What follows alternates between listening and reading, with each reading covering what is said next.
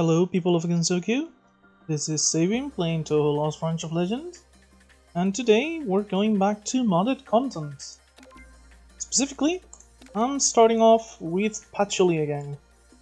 Last time I did a video on Boost, and well, we kinda didn't find any of the card I wanted to show off the most, which was Voil, the Magic Library. But we did get a pretty good run that ended up being a win, if I remember correctly, with Faith of the Native God spam. So for today, I'm showing off the other archetype. That is spellcasting signs. So just as a reminder, Saint Elmo's Explosion is her spell card. Deal 40 damage, spellcast the moon sign, then it is accurate. Elemental Sigil.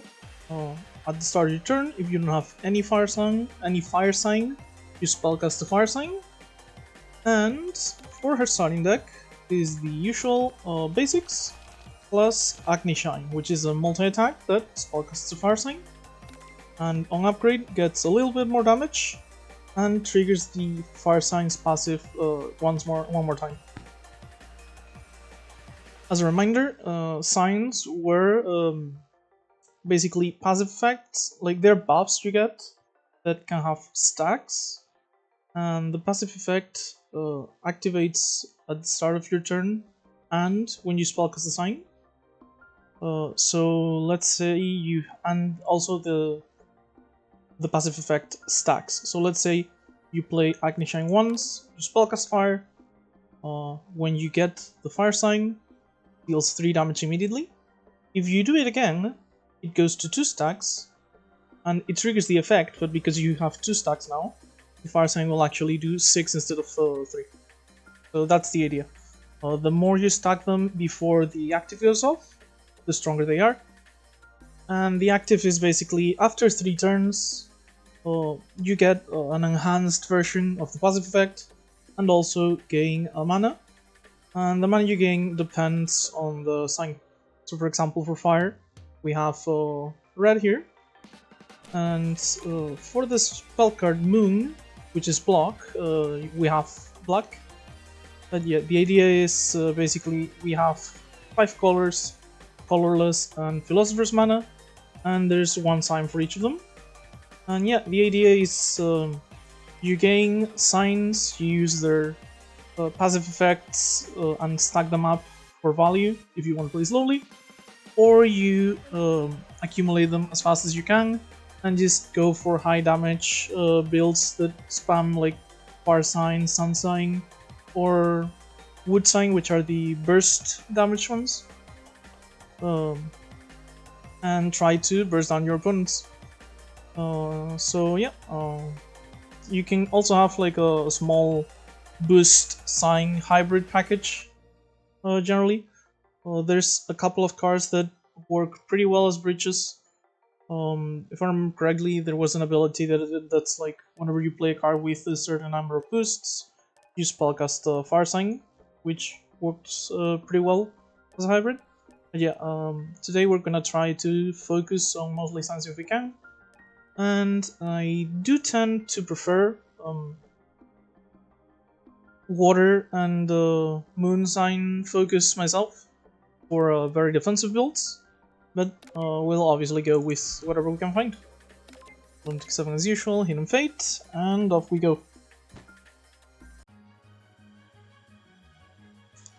If I do find blank card though, I will pick it up, because Patchouli does have a 5 color card that is quite interesting, that if I can find it, I'd like to, but it's not a priority. So we have 100 training or relief. The removal isn't really all that important, I think, and the upgrade on Agni Shine isn't that good if you don't have more fire signs, because you know, if you play this like 3 times in the time between the fire sign appearing and the active triggering, well, you play it twice and you get 1 fire sign from the exhibit. That's like 9 extra damage from this, which, you know, it is quite a bit of damage. Just it takes quite a while to happen, and I think we can just find better cards than an upgrade on this if we get the money and go to an early shop. So that's what I'm going for. Patchouli's pretty rich after all, starting with 85 gold. Grab the red pill for power as usual. And yeah, triple combat into a shop looks pretty good here, so I'm just gonna start with that. And we'll probably do like gap and delete on 1-2. And I guess 1-3, either gap or shop, I'll decide when I get here and then play as well. Is the elite force? No, but it is if I want to go to a gap. Okay, so yeah, let's go triple combat and hope to get some good cards at the shop, yeah.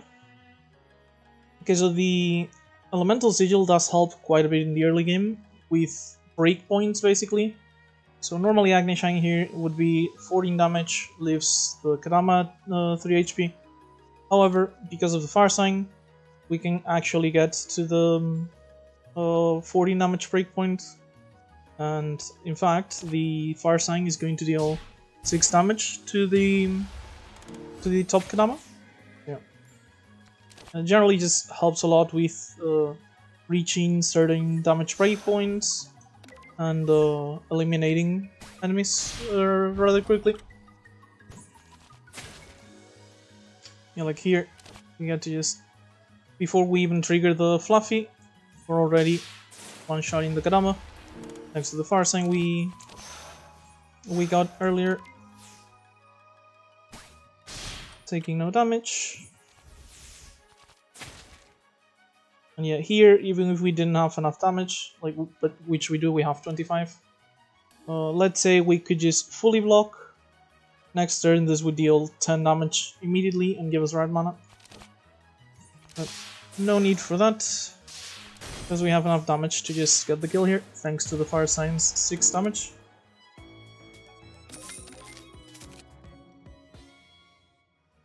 Okay, so Force Blaze is a pretty good attack. These attacks that reduce cost from sign casting generally get very good upgrades, because the reduction in colored mana you spend is like basically reducing the minimum mana you need to play it. So with enough synergy, this could just be played for a single block. However, right now we only have Fire Sign, so this would cost 4 the first time and 3 if we play it before the Wood Sign pops. And we do find Girl of Knowledge here, which is 2 mana ability, goes to 0 mana upgrade, which just gains you 1 intelligence. And this basically just means all your signs gain +1 on their effects. Yep, going to get this early on and trying to make use of the intelligence. Possibly even upgrade this at the shop. Because playing it for 0 is like rather valuable. Okay, so I'm gonna go ahead and block as much as I can here. Mint. So the builds that make the most use of intelligence, in my opinion, are defensive ones, because water and block start at 1 and 2 respectively. So any intelligence like doubles the barrier you gain from water and gives you like 50% extra block from the moon sign.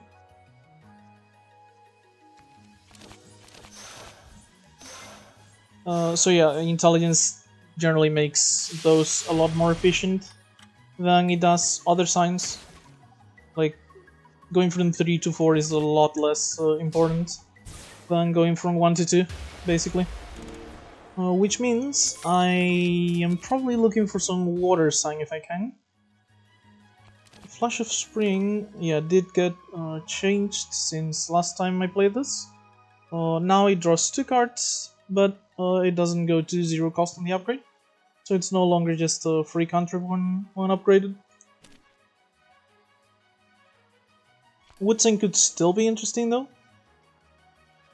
If we're playing like a defensive build, Just having wood sign stacking up while we block, and then just pop for massive burst damage is one way we can defeat bosses.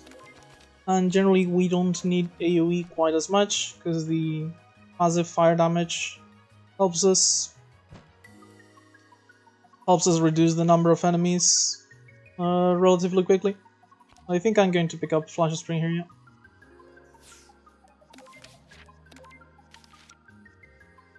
And yeah, at this point I'm looking very hard for something like Water Elf.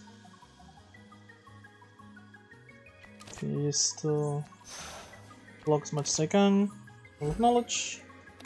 Yeah, looking as hard as I can for something like Water Elf or other. I mean, other water sources are also fine, but Water Elf is very likely to be the best one we can get at this point.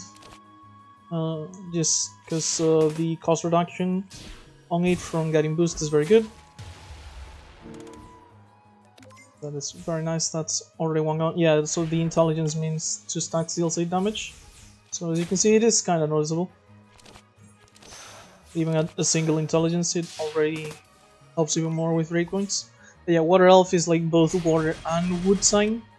So if we can just focus on both of those, we can get a very powerful build going with both long-term defense and long-term offense. Mercury Poisoning isn't bad. The Metal Sign is not quite as relevant, but it is an extra sign for cards that get reduced cost from having different signs. And the weakness is generally a pretty good defensive measure, with Poison just helping sometimes when you need to rush the fight a little bit. Yeah, I'm gonna pick up Mercury Poisoning here. And let's see what we can see in the shop. Oh, this could just be it, huh? Current Conductor. We also have one weak girl here. It's also a pretty good sign card. Just spellcasts 1 fire. Moves to water and then just goes wood, metal, earth, sun, moon. So you get 1 different sign on each turn. Yeah, a very good card in my opinion. But yeah, Current Conductor could just be, you know, our entire win con here. Pick this, get some more water, and just block forever while drowning our enemies. Like, just having the intelligence already means that this is going to give us 4 barrier rather than 2 or 6.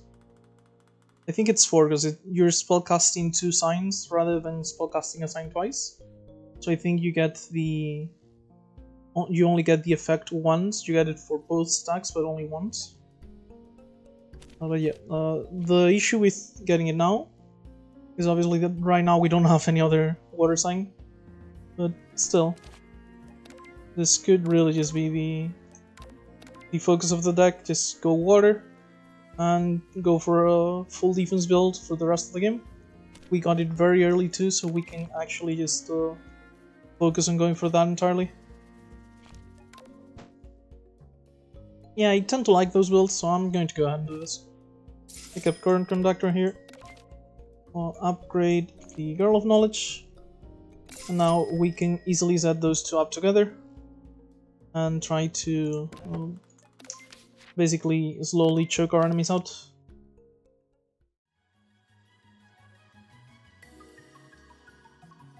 And all 3 of them seem fine. Chirno will get time to scale, but will also slowly get drowned. Actually, the biggest issue is we don't currently have repeatable water signs, but I'd be surprised if we didn't find it by them. Honestly, I think I'm fine with any of the 3 though, so I'm going to just go ahead and pick up the power. And yeah, let's go ahead and get to a gap now, because you know we don't exactly have a ton of money for this. Oh, upgrade a multicolor card. This could easily just be, you know, a water elf and solve our entire problem.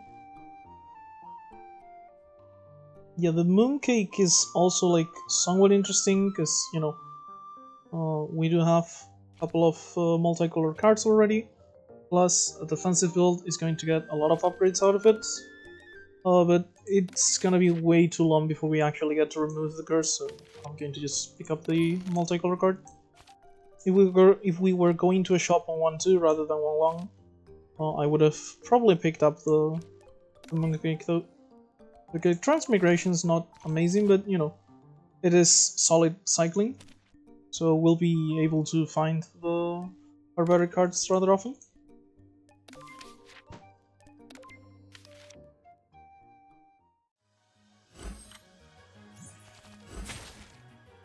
Okay, we get to do Girl of Knowledge here. Get some Metal Sign. And apply Weak, so we don't take quite as much damage. Metal Sign is Reflection, by the way, since I didn't explain when I got it.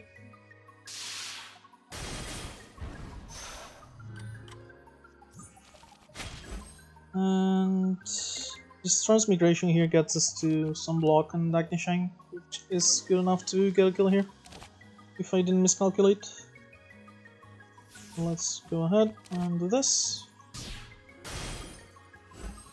Yeah, and goes to 3, and we get the shoot for the finisher. We just get to block and take no damage here. Very solid.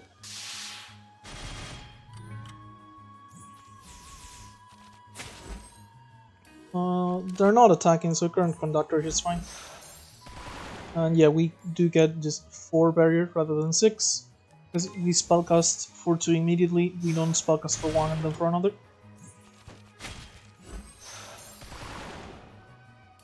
Let's get Flasher Spring off, just to see what we get. Nothing interesting, so just get our attacks, block, and the Drowning will finish off the fight.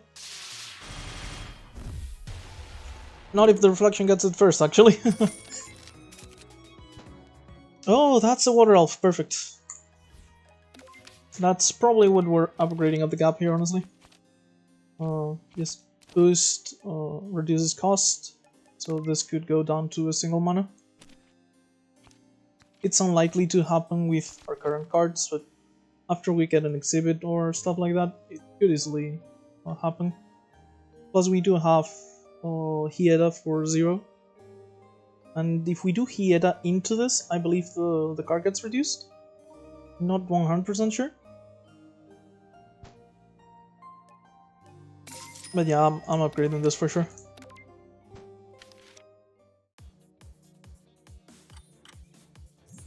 So for 3 Fairies of Light, we're definitely just going to hit Star as hard as we can, so we don't get locked on. Plus, we don't really have any block apparently, so let's go ahead and weaken Luna here. And yeah, the upgrade here is going to let us play our entire hand actually. So, since this is not good enough to kill Star, let's just do Saint Elmo's, gain some block, and we use our shoots on Luna, get the cost reduction, and finish off Star with the reduced Water Elf.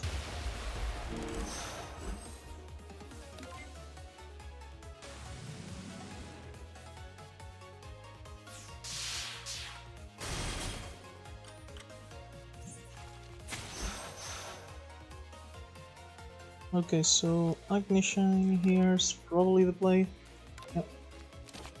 Let's. Normally I'd focus Sunny, but if we do this, we can just get rid of Luna as soon as possible with the extra fire sign and stuff. And that way we get rid of one of our enemies rather quickly. Don't have to risk having them both alive for longer just so we can focus Sunny instead.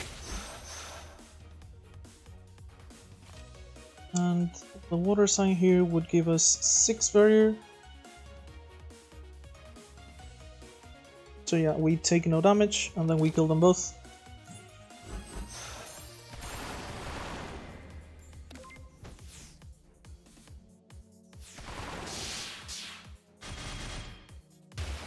And the barrier's gonna pop here and give us, I mean the water sign's gonna pop here and give us 12 barrier. Along with all our signs apparently. They all happened at very close together. And we just shoot Sunny and the fight is over. 0 damage elite, we get a keystone. And possibly T-Break or Undying, I think.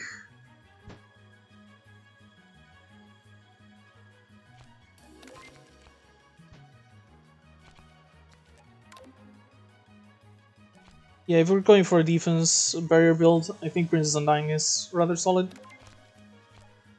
Plus the splash, you know, can help reduce water elf and things like that.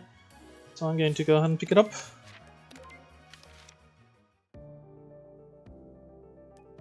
As usual, we take the glasses so we can go to Act 4. I really hope when the creators add story mode, they change how the Act 4 gets accessed on the base game. It's just kind of annoying never getting the exhibit picker. Yeah, we're going to a gap, then the elite. Probably upgrading the Princess Undying or Conductor, or maybe even the poisoning. We'll see.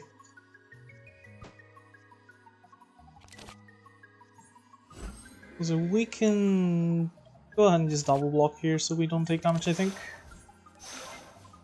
I mean, no rush. The fire sign is going to get us aggressive advantage.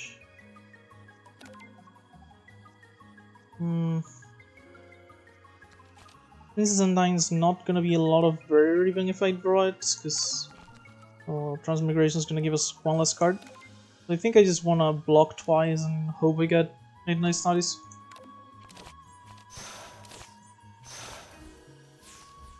Which sadly didn't happen, so I guess we'll take some extra damage here. At least we got one of our stronger attacks with Fire Sign up. That was 20 damage. Yeah, now we actually do get to go Undying.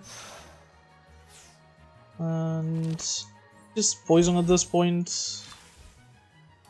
And just for the extra damage. Shoot. Water Elf.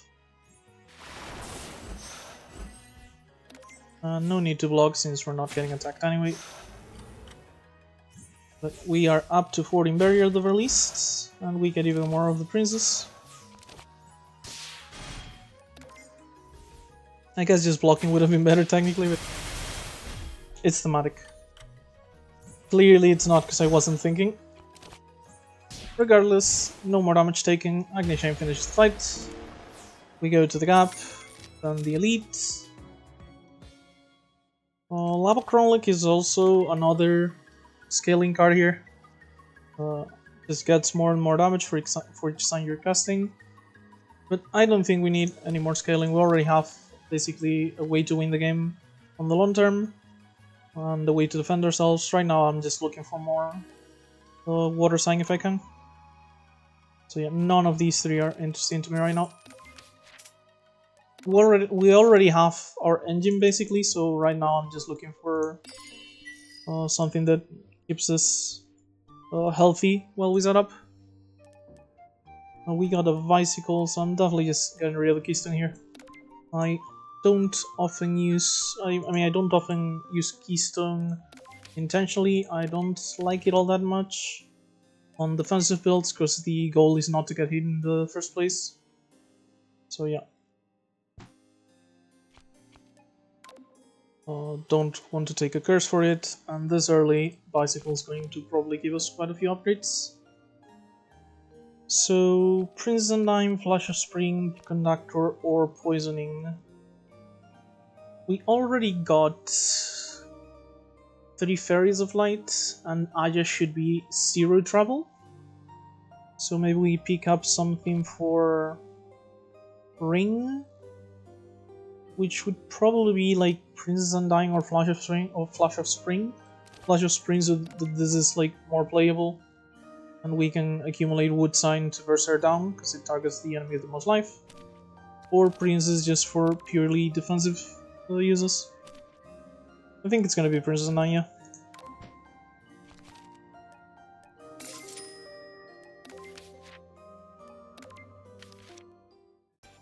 And we do get ring. And sadly, no turn 1 Princess Undying, which would have been great, but oh well. Mostly because, you know, turn 1 we even get the Long Knight as starting hand. Okay, I don't have any Moon Sign Gang, so just waiting is completely fine here to use it.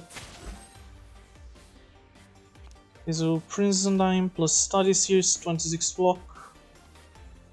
Wait, then do Saint Elmo's on Spirit.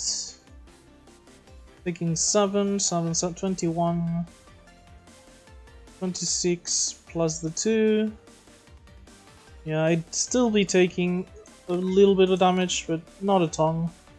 And I think it's my best play here.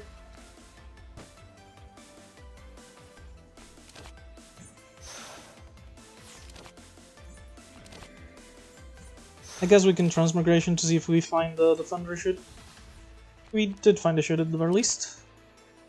So let's just start getting rain down. I didn't use the explosion. Oh well, it's only 2 block, I guess.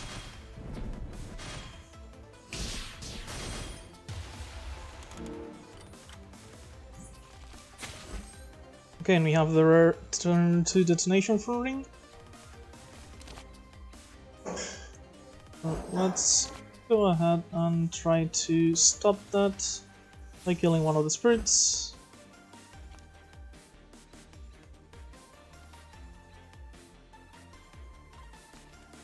So the most efficient thing here would be like Boundary, Agnishine, and Water Elf. If we do that, we are taking some damage. Because the damage will kill the spirit before we get the barrier. But otherwise, we're still taking damage anyway, so let's just go ahead and do that.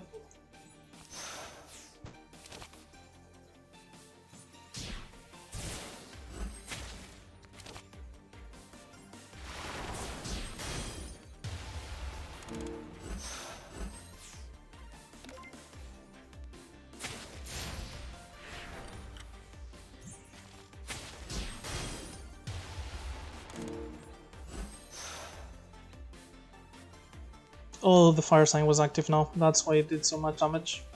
We took some extra. That's a shame. But oh well. Let's use our basics here to move the race. Eventually, we'll get her down.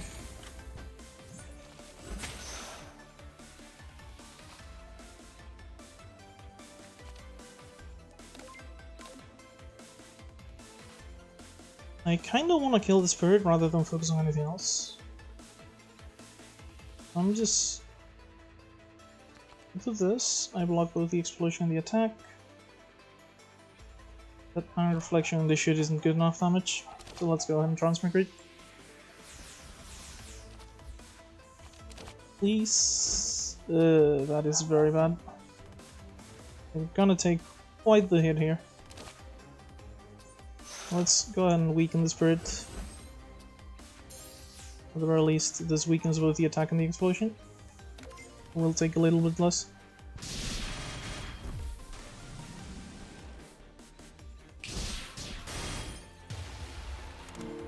Still very low on HP though. I should have definitely used my spell card earlier. The wood sign did get rid of her.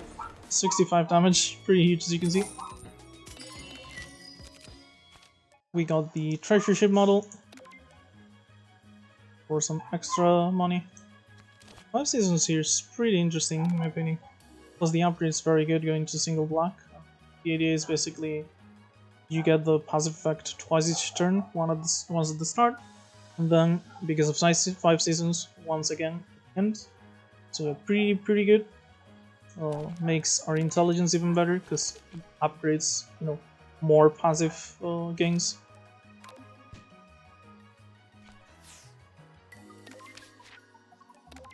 And I guess the big amount of damage we took means that we're probably drinking tea here rather than upgrading anything.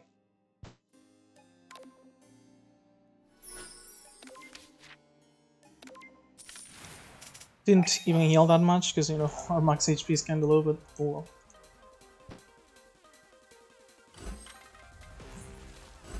Okay, so we start off with Daiyuzi support, which is the healing, which is probably good for us because we are going to be doing not much of anything on the start, just setting up.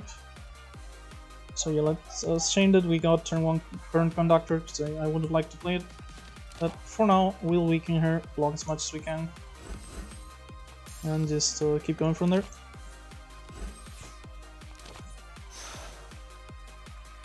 I'm pretty much guaranteed to use the explosion at some point, so I'd rather just do it now, use the block to my advantage.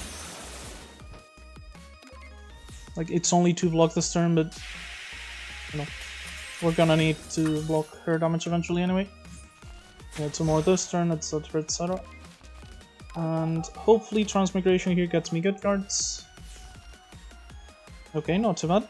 We get to get some barrier, get our intelligence, and deal some damage. And at this point, if we find 5 seasons and the Current Conductor later, we should be pretty much set up.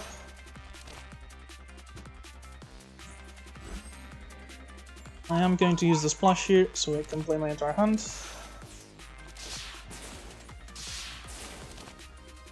Plus, the water sign is going to be very useful with us getting it twice from now on, thanks to the 5 seasons. So that's going to be quite a bit of barrier. And we do get a mana freeze here, which could have prevented us from playing Conductor, but thankfully we don't actually have to worry at all, because we got the mana from several of the signs.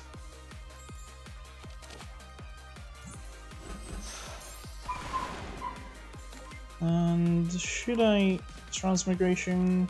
Well, I can't play Midnight Study, so yeah, of course I should. So I don't have blue mana. Had to spend all of it.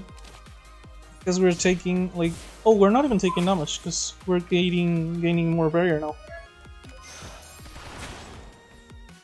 Yeah, our fortress is very, very solid at this point.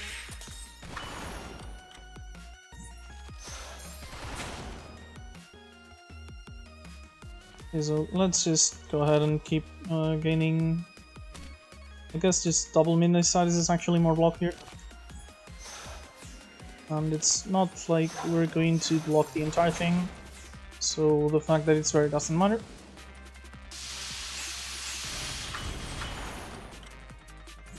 A Lily-wise announcement empowers our attacks. Let's just do the usual here, more barrier. At this point, poison's completely fine, just so we can close out the fight earlier.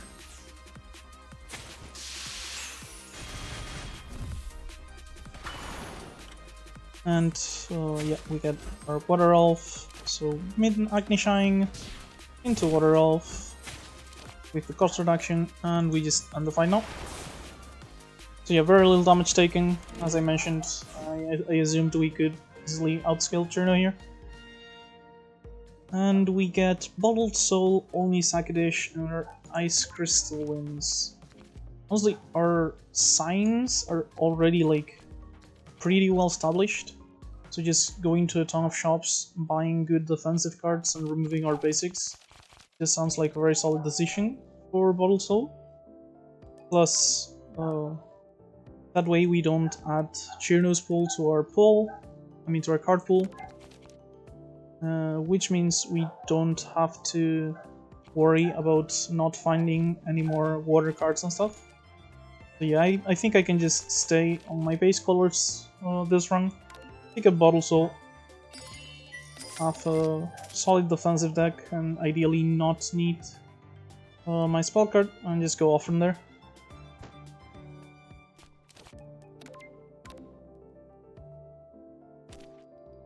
So Girl of Shade isn't quite as relevant for us, I think, because the block and barrier game from our signs isn't affected by it. Embrace Darkness does remove our skills once played, and right now they're all like pretty low cost, and it's not like our attacks are amazing or anything, so not interested in it. So I guess I'll just pick up Spell Mastery. Comes pre-upgraded thanks to the bicycle. It's 22 damage for 1 mana, and the rainbow and the upgrade Could be good if we manage to get those. So we've Bottled Soul in hand. We're going to try to go to as many shops as possible, and ideally as many combos as possible as well. So this is definitely a path here.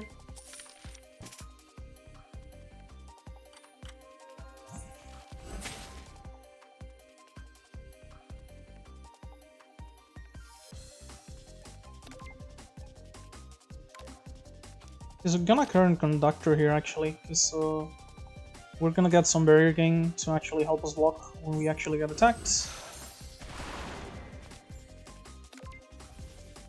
And it's the most efficient play we can do with our mana right now.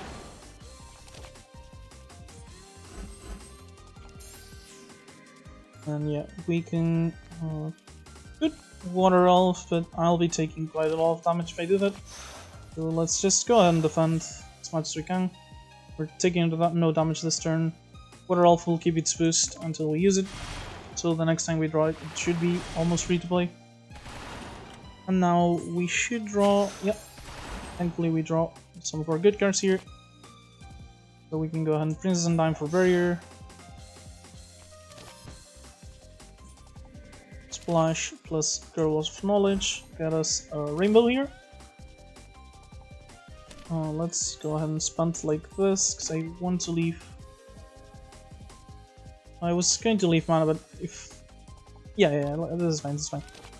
I leave both colors. Attack the Crown Girl. Use the rainbow, and hopefully the card we draw will be decent. Sunblock is definitely fine.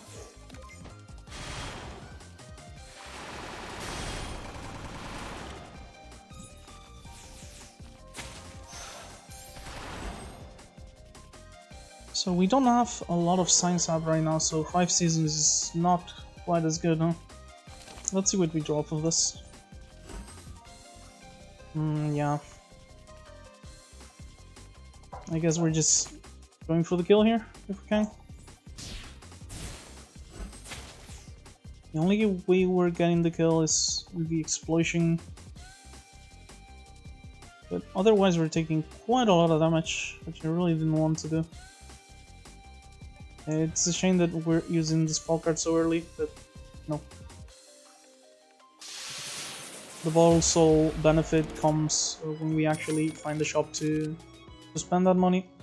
So using this to get there is fine, I think. Finger Dust is not a bad card draw card, and does give us some more black mana, which we're quite hungry for with 5 seasons, Flush of Spring and stuff.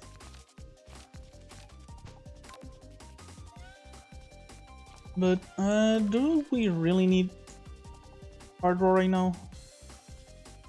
Maybe?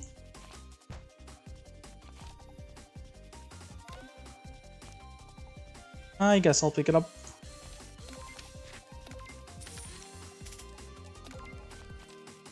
Yeah, we kind of do need card draw because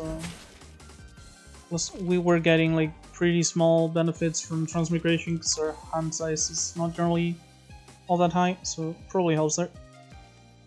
And this turn we get to just full block off of Princess Undying.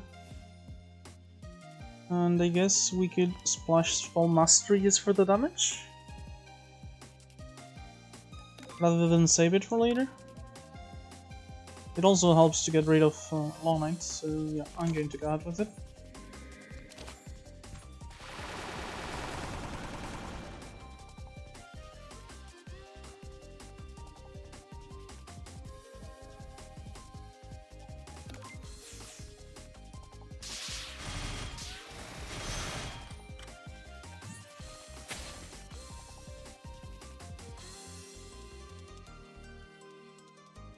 Okay, so let's... I think we have 2 plays here, basically. Ginger Dust, see what we draw, and go off of there. Or just Midnight Studies, Weaken the Fairy, and Agni-Shine for damage. And this is going to be like 2 damage taken at most, so I think I'm going to go with this. Yeah, the multi-hit is not quite as good because of the rock hard buff, but our fire sign will leave it almost dead next turn.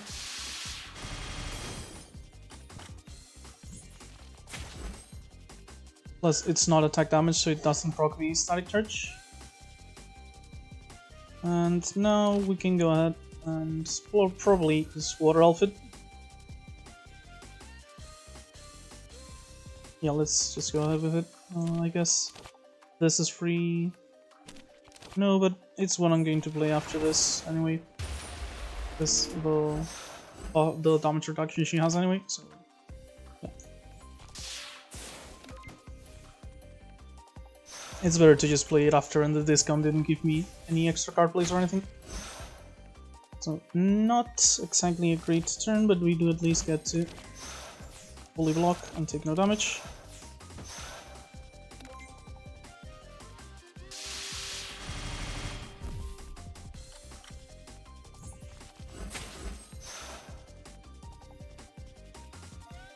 But yeah, with Treasure Ship and Bottled Soul, we're just gonna be super rich the entire game, huh? Because if I do what Current Conductor, I'm not gonna have enough mana. However, if I shoot first, gets me the Spell Mastery boost. So I get a Rainbow. And once I use this Rainbow, I will have enough mana for this. Get our Barrier. And only take 1 damage here. And this turn, the Wood Sign just finishes the fight. Perfect. Another Girl of Knowledge is pretty solid, I think.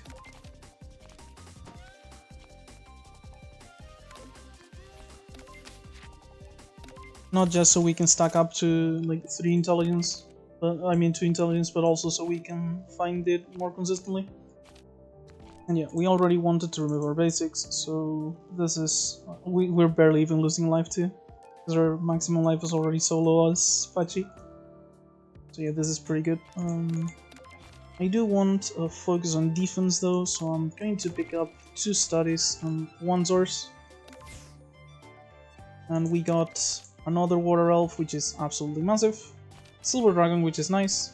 And you know, Shade is okay. I don't really like this card all that much, but when we need it, we will have a pretty huge emergency block at the very least. So yeah, very, very good upgrades in general.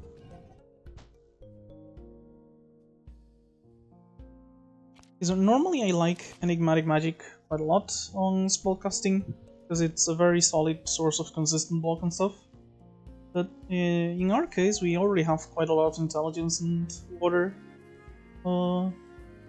signs, so we can already get our block from that. So I don't think I'm interested this time. So right now it would be like Silent Sling and Devil's Codex most likely. And since we transformed so many of our basics, maybe I can actually just spend an upgrade on Girl of Knowledge here. Or on the Devil's Codex. And you feel like that's fine right now? Let's pick up Silent Sling, Devil's Codex, upgrade, Girl of Knowledge, and I'm not really interested in anything else. Maybe Ballistic Shield just in case. We do have like pretty much infinite money at this point, so yeah, let's go ahead and grab this, I guess.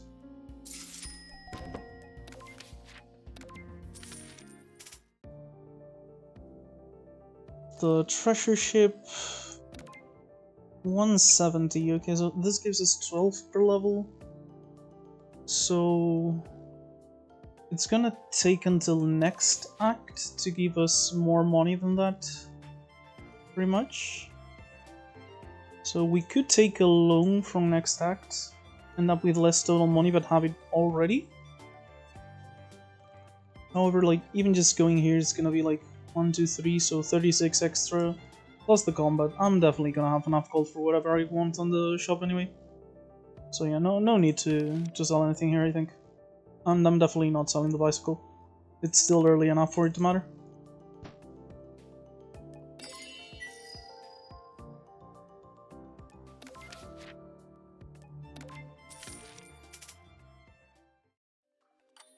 So ideally, we'll take down the Rabbit Trickster as soon as possible. We're not getting attacked this turn, so I think we can just set up Girl of Knowledge plus 5 seasons. Plus a sign, so yeah. This gets rid of Long Night. We get all our intelligence, and 5 seasons gives us more passive damage. And at this point, we want to get some of our defensive cards. Yeah, this is pretty much perfect. Princess Undying, Splash, Silent Celine for the Moon Sign, and at this point we're basically immortal.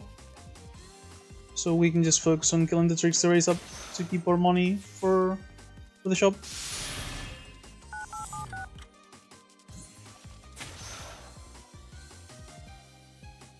One thing to keep in mind though, we don't get to play a lot of cards, which means not a lot of boost reductions, so I'm going to be playing the Water Elf for a pretty high cost most of the time. But yeah, this is a kill anyway, so just the yokai, the Fox yokai left, and we're getting a ton of parry and block every turn, so yeah. Plus, this is about to pop for a ton of damage as well. So, you know, I think we'll be fine.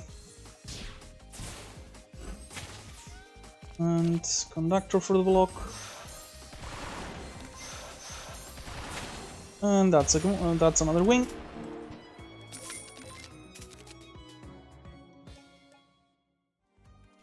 Second Princess Undying feels excessive, I think, yeah. And I'm not interested in any of the other two. Boost payoff and another Agnishine.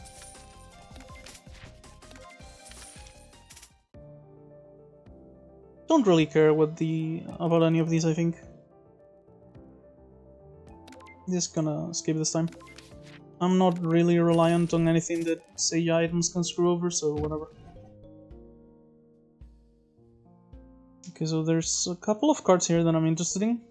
Burying the Lake is quite interesting, just for more water sign spam. Another Girl of Knowledge.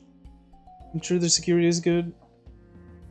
Dimension Shift is, you know, pretty good card as well. It's just that we don't enable this quite as hard as other builds, but could still help with setup with our zero cost cards and stuff. Obviously we can't pick up everything, and we can't remove if we pick up stuff. But I think Dimension Shifts, if I pick it up I do want to upgrade it. I guess this could be the Dimension Shift upgrade. None of my current cards need it urgently. I guess Devil's Codex, but eh. Or I could just pick up more water sign and more intelligence and keep removing. Yeah, I'm just going for the simpler path. I like D-Shift a lot, but I think this is probably for the best here.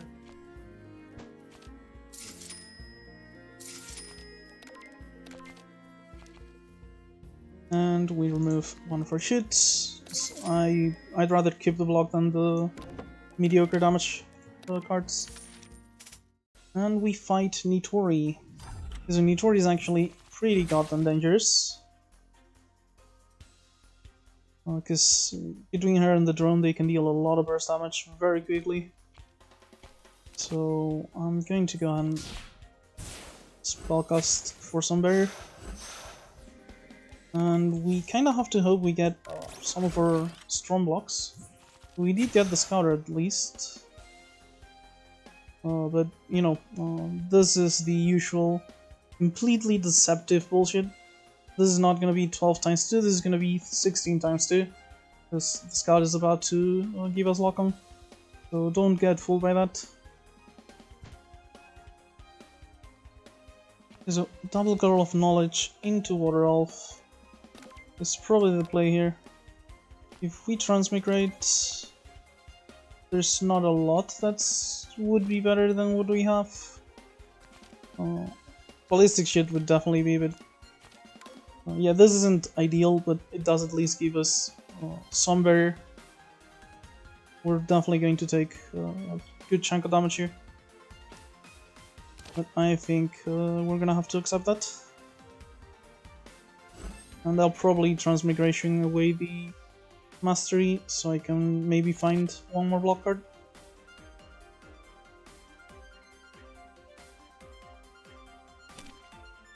Although,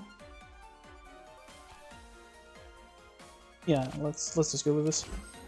It's not an amazing play, but it's the safest one I have. And I do find the ballistic shield, which is absolutely huge. This is exactly why I bought it, and it fulfills its purpose perfectly. With 0 damage, thanks to it. And at this point, we're probably set. Princess Undying. Is Shade, so we can block as much as we can.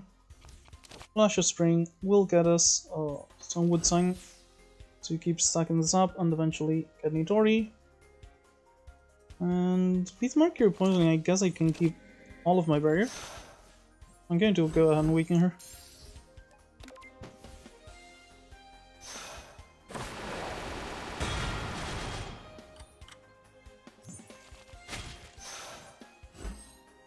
The last Girl of Knowledge, 5 seasons.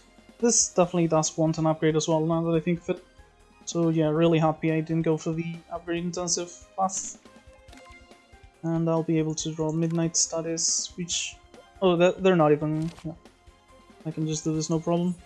And in fact just... I was gonna Silver Dragon, but this gives me an Earth sign anyway, so I'm gonna have mana for it. Yeah. The intelligence on Earth sign, by the way, is pretty good, considering it just converts most of my mana to Philosophers. Yeah, let's accumulate Moon Signs actually for block.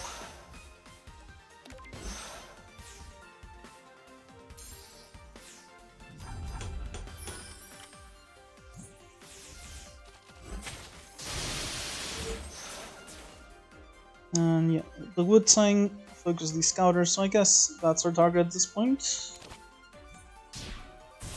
Stack up, full metal here, draw some cards.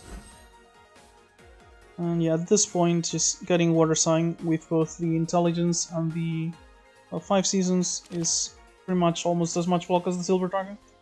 And we have a ton of barrier from before, so we can actually go ahead with that. We're somehow still taking some damage here though, which is quite insane. Yeah, actually 17, jeez. That is a lot of damage. But still, we get to just exile this for free, because we pay it off with your gold.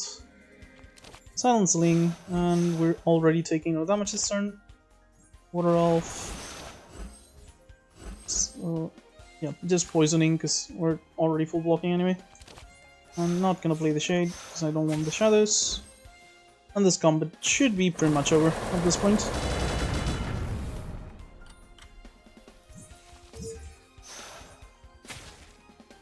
Yep, there we go. Ice Cube is pretty nice, not amazing because we only have like 2 blue, but with the Earth Sign giving us Philosopher, it should proc quite a bit more once we Ginger Dust, and it is a good defensive tool. One more Water Elf does not feel overboard. So Tengu's Cell Phone is very good here, but like Super Mushroom just gets us 2 cards when we have the bottle, so that's a lot of, you know, 2 emergency buttons, which could pretty much save our entire run by themselves. I think I'm actually going to pick up the Super Mushroom, even though I like the Tengu's Cell Phone. It's very, very good on our current situation. Yeah, I think I'm going to pick Super Mushroom is not a sentence I thought I'd ever say. But, you know, there's a time and place for everything in this game.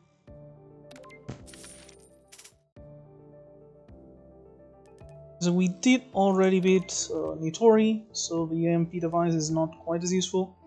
But, you know, it has replenished, so no real reason right now to not pick it up and just go away.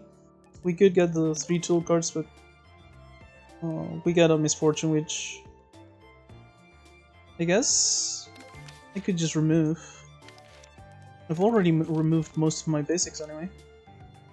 So that actually tracks, yeah. Yeah, I can remove it after a single combat before the elite. And 3 random tools can be very, very good. Ideally we'll get the good ones, but you know.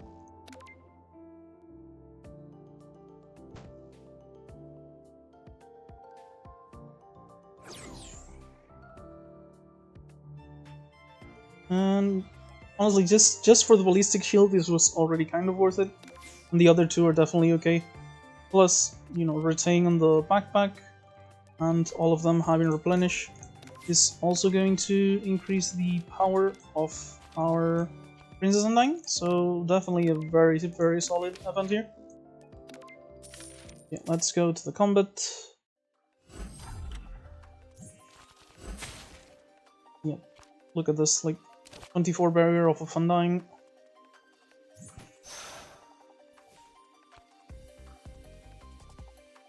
And I guess I can go ahead and splash. Yeah, this looks very good. I splash, get rid of Long Night, play my tool to gain some max life and heal up, which gives me the last boost on Spell Mastery. And off that rainbow, I get to just play for a shade here. And I'm keeping most of the barrier. Very good. Sadly, we don't get to play the 5 seasons this turn, but I didn't want to take a ton of damage. We really, really want an upgrade on that thing, huh?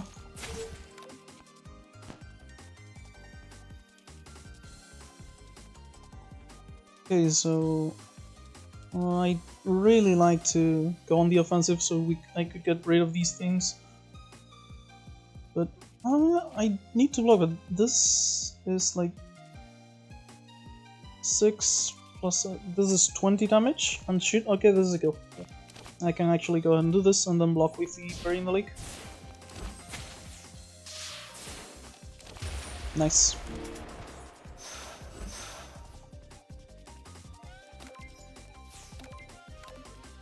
I didn't realize how many cards our deck had.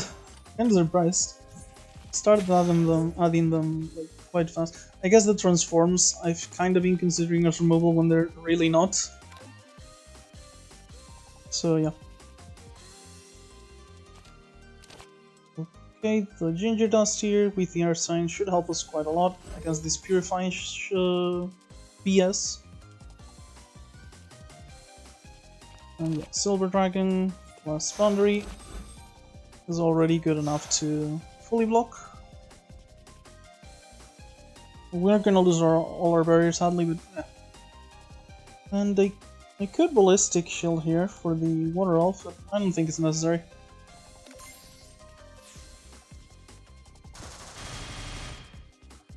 We should be like finding our Girls of Knowledge at this point. Yeah. So we get to cost reduce the Water Elves here quite a lot. Foundry for some block. Yeah, these are going to give us a pretty good chunk of barrier and get rid of the Purifier.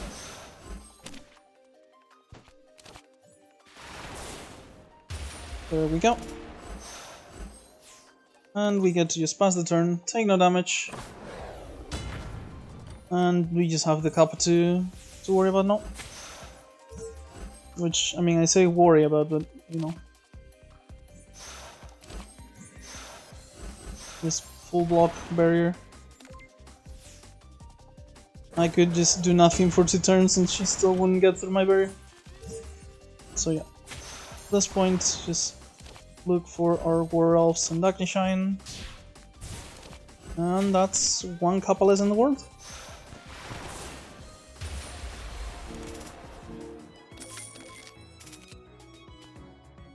The Silver Dragon we have is already plenty, not looking for a second one. And I'm not interested in these 2, so just skipping. And we get to the shop. Remove the Frail Misfortune. Also, I've been saying about like a lot of cards, but 4 of these are tools. 3, I guess, because we already spent 1. So it's actually like 25 rather than 28. So yeah, not quite as many cards as I first thought. Smart speaker, huh? That on Conductor could just let us have it at the start of every fight. The issue with that is, we like without intelligence this isn't quite as good defensively, so we might just be, you know, screwing ourselves. So maybe I pick up on one of the upgraded intelligence boosters. Just guarantee we always have some intelligence here. Yeah, that sounds good, honestly. I'm gonna go ahead and pick this up. Or Current Knowledge, almost guaranteed. Could also do it on like Transmigration, so we could get rid of Long Night and have a good hand. Or Princess Undying. Princess Undying is a very good card on one, right? Plus with the Long Night we are getting like 4 extra barrier. Yeah, starting off with Princess Undying every combat seems quite solid actually. I think this is the pick, yeah.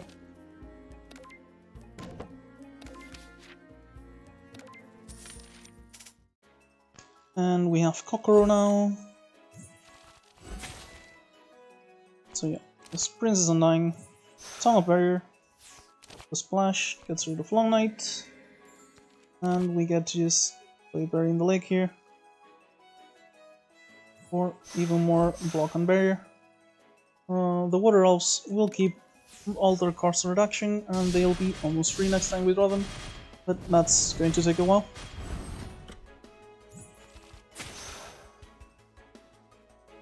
Okay, so this almost kills. And honestly, I do want this Gong, and I already have a good chunk of block. So I'm just going to Transmigrate and see what I draw. This will actually kill the... Oh, I don't have the mana for it. That kinda sucks.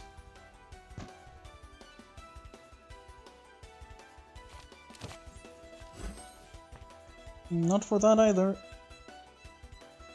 Okay, I guess I'll just get some more int and we can Kokoro for less damage. It's a shame, but we're still only taking like 2 damage here. The issue is that, you know, the debuff might make things harder this turn, and it is scaling the Dark Emotions quite a bit at this point. So let's go ahead and set up for some Metal Sign of the Ginger Dust. And okay, I guess some block is fine. Oh, and the Philosopher's gets us some Ice Cube Berry. Yeah, the biggest issue is that Beast is already at 3. We're being attacked quite hard at this point. So yeah. Devil's Codex is pretty good with Water Elf. Yeah, let's kill them in Reiki. Get rid of all this garbage with Fieda. Well, the garbage and the shield, because the ballistic shield is not garbage. And even more barrier. This is basically free with a rainbow. Let's see what we draw. I'm upgrading 5 seasons on the in here like immediately. But for now, just Shine. If I spell card, Moonzing is gonna be like 5 lock. I'm taking 33. I guess 9 is an acceptable amount of damage.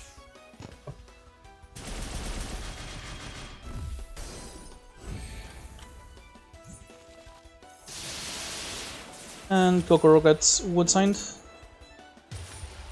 Yeah, because the Wood Sign is like so like stealthy, let's say, I forget about it quite often. And when it pops, it just completely destroys some bosses. But yeah, we find the Watch, so most of our deck is like most of our cards are going to be upgraded from now on with both Watch and Bicycle.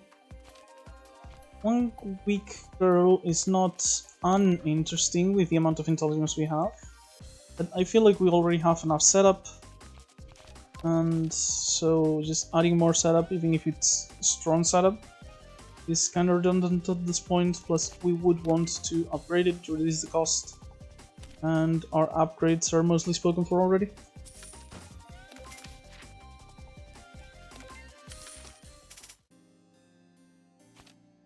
So 29 HP is slightly risky against Tenshi, but with both having Moonsign here and the fact that we're going to be playing rather defensively, so not often activating her spell card, I feel like we should most likely be fine. So I don't feel like upgrading here is going to be an issue. And we're going to accumulate a ton of barrier before she starts spell carding us for huge amounts of damage.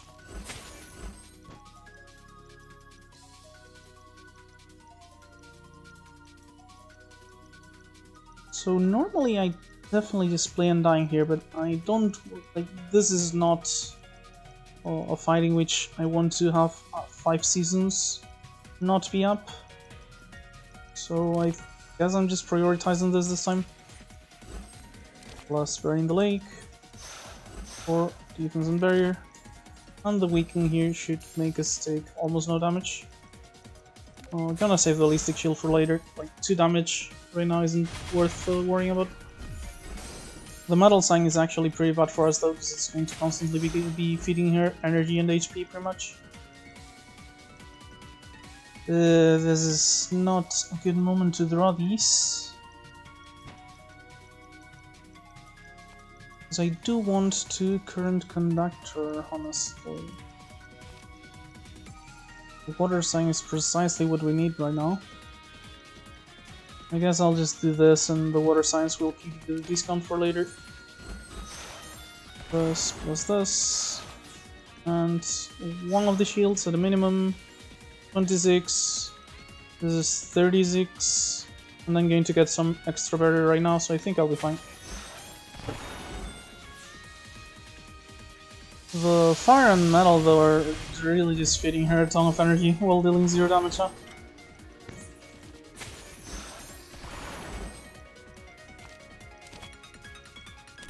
Okay, so not a good hand for Devil's Codex, I'll admit.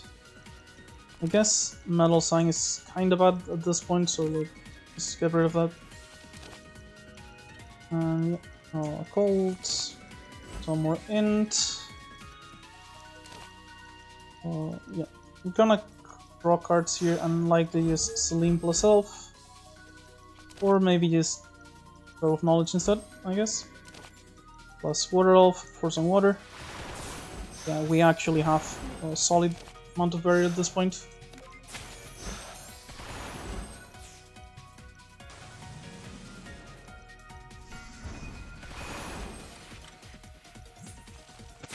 Okay, so the Keystone Cannon is not going to debuff us, so this isn't the vulnerable plus frail thing. So maybe this is the point where we feed her the energy. Except she's flawless, never mind. Forgot about that for a second. So I guess we'll just be drawing some cards for now. Finally using our tools. Even with the flawless, the signs are still worth casting here. Burying the Lake, Silent Celine, and just generate an upgraded Rainbow.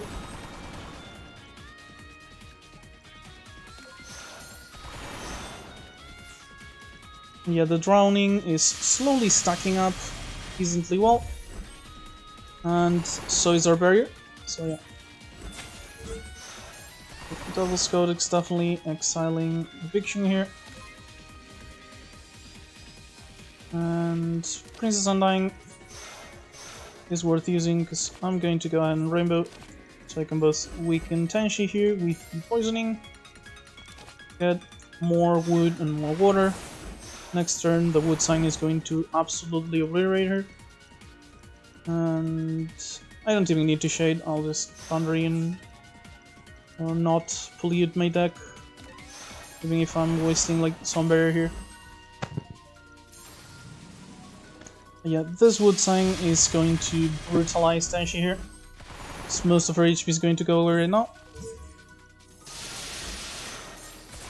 And the far sign just finishes her off, I think. So yeah, that's a fight. We do have quite a few abilities, right? We have 5 seasons, Conductor, all the Girls of Knowledge. So yeah, Ice Scale is pretty solid here. Don't really need like any off-color stuff at this point, I'm pretty sure. So yeah, the Ice Scale seems quite solid.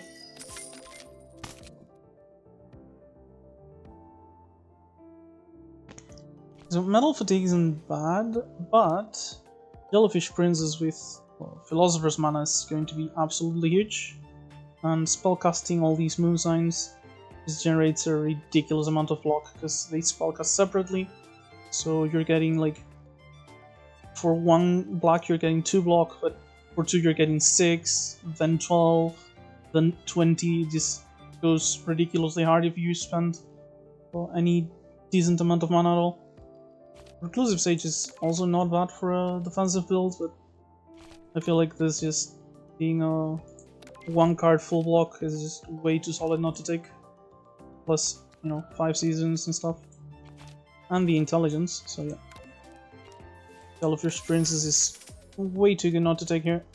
And it's not like we need the late game scaling that we get from the false moons, because, you know, we're doing just fine with that as it is. We get to do... I was thinking we got to exile the Long Knight with Codex, but that means we're taking 10 from the Tengu. I really don't need to be doing that, so let's just go ahead and do this.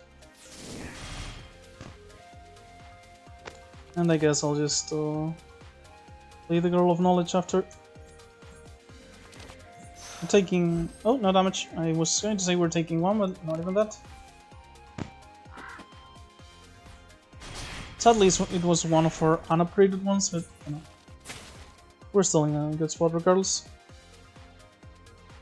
This technically wastes some barrier, but you know, I don't want to take speedster damage, so I'm going to do that before Girl of Knowledge. And at this point, Current Conductor. Wait, let's see what we draw first. Water Elf. Would I rather Current Conductor or Water Elf? I guess Conductor? Yes, more block than the other one. And we spend the Ballistic Shield to not take damage this turn.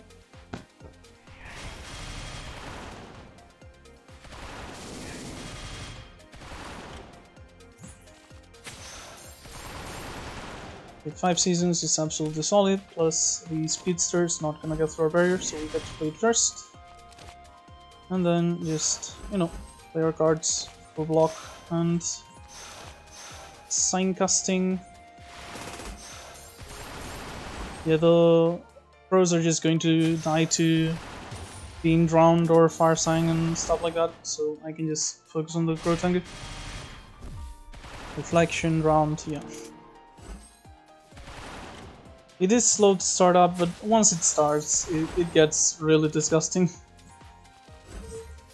And Jellyfish Princess here. Going to show off how strong this is. Just 5 mana, we're going to deal 27 damage, but look at our block.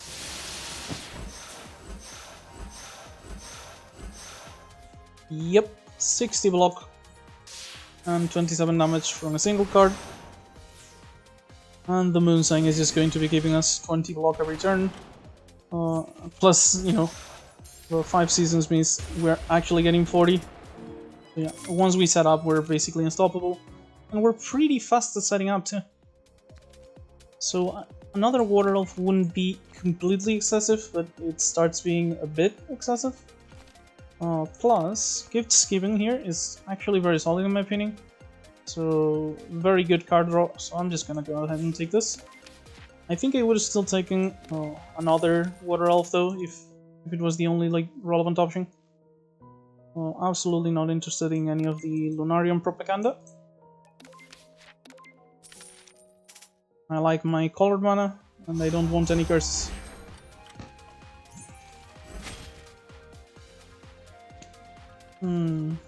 kinda tempted to just Jellyfish here for all my mana. Or just because it's an X cost card, so it's not getting the issues from this. Gets the spirits down, like, it removes their barrier basically. And the Moonzang's going to be like probably enough block for the turn, and maybe even next turn. Okay, let's just go ahead and pick this up. I mean, use this, sorry. Yeah, we're taking no damage this turn. We dealt 27 to everything. And now we have a solid amount of Moonzang, which will get even better with all our other sign stuff. We lost 5 seasons though, that is rough. I guess Silent Sling and Shade is going to be the best play here. Just so we can keep blocking. Or maybe just Shade into Hieta. That's gonna keep the Long Night in hand though. Let's just focus on defense this turn at least. And we can gain even more block from the signs. Is this actually already good enough? There's 24, 40? Yeah, we can actually just go ahead and get it then. Wasn't going to before, but this does let us use the mana. It's just that, you know, we didn't draw anything worth using, I guess. Let's just go ahead and apply poison to Suwako, because we do need to eventually kill her.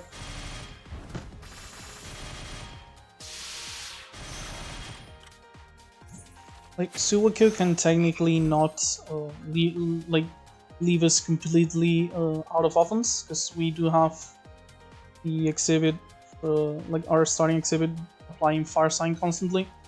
But if she takes away our defense, we'll be dying quite quickly anyway, so she doesn't really need to either. Pearl of Knowledge reduces Ginger Dust,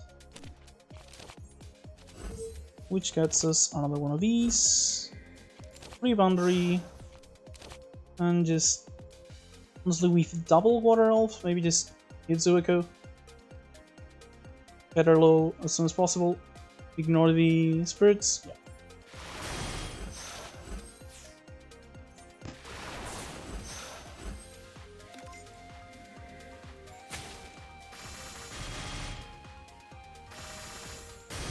Oh, I didn't realize I would be taking damage. I must have miscounted something. Otherwise, I would have actually taken down the spirit. Because we lose the shield, but we were not going to use it this turn anyway. So let's just shoot here. Silver Dragon. I'm not gonna use the supply backpack, so this is basically as boosted as it gets. And the Water Elf is some extra damage for Suiko. And at this point, like, the Wood Sing is just... yeah, I probably shouldn't even have gone for her, because the Wood Sing is going to one-shot her as soon as it procs. Which is going to be next turn. Yeah, it's next turn. We just, you know... let's see what we find. And let's kill the Spirit of Oath.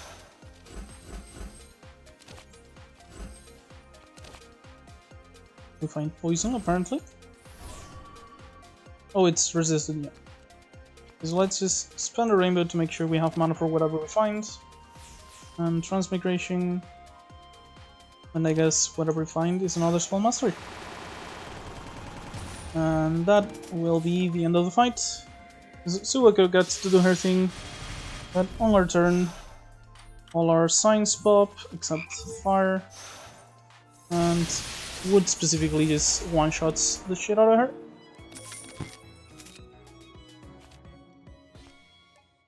So Sungrazer and Burying Lake are both solid defense cards, but plus Bury is even more water. So I'm tempted. I do have quite a lot of cards at this point though. Burying the Lake seems worthy though, honestly. Just the more water we have, the faster we're killing with the Conductor, and the stronger our Bury gets, plus we have a ton of intelligence, so yeah. I think it's worth using. We're extremely rich here, just completely and disgustingly rich, so we are now part of the 1%. So I will rise up against myself and hurt myself by removing my property. That is my cards. And giving it to Takane. Okay, 1 mana card was very solid, and this can also be like a defensive card. And we do have quite a few cards, so card draw is going to be quite useful. The rest of the stuff here doesn't really interest me though, so just gonna go ahead and skip, I'm pretty sure.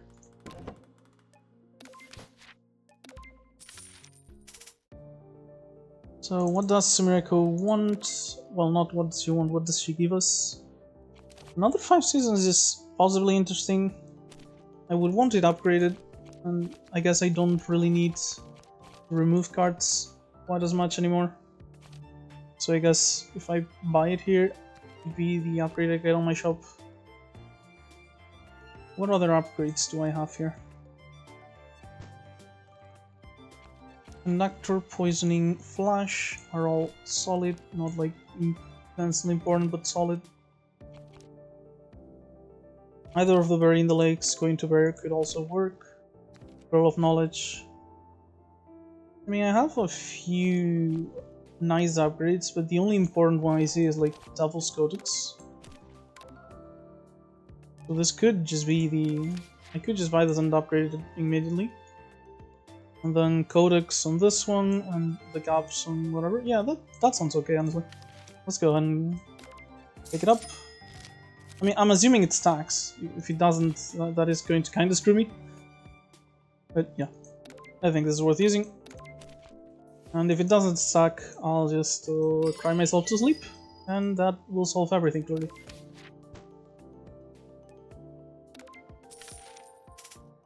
Okay, so Poison plus Fox Yokai here. This combat can be very nasty. Our setup is actually pretty good against it. But we are a defensive deck, so the poison can eventually hurt us quite a bit. So we can stay here for a bit, but certainly not forever. Because the charm isn't quite as big of an issue. But I still want to focus on the Fox, because when these die, they're going to poison me even harder. And when that happens, I want the combat to be over already.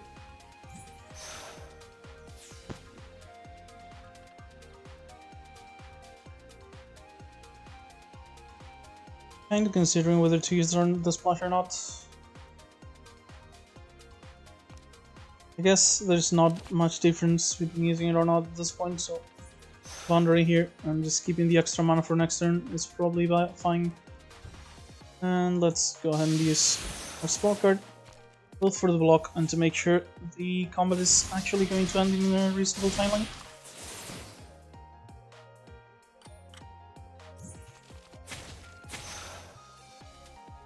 Okay, so 5 seasons here is very solid. And I guess Shade gives us full block along with the Moonsign. So I'll just go ahead and poison the yokai for some extra damage. And that's gonna be our turn, because we can only play 3 cards per turn. And yeah, the strong attacks keep giving us poison, which is the biggest issue with this combat for us.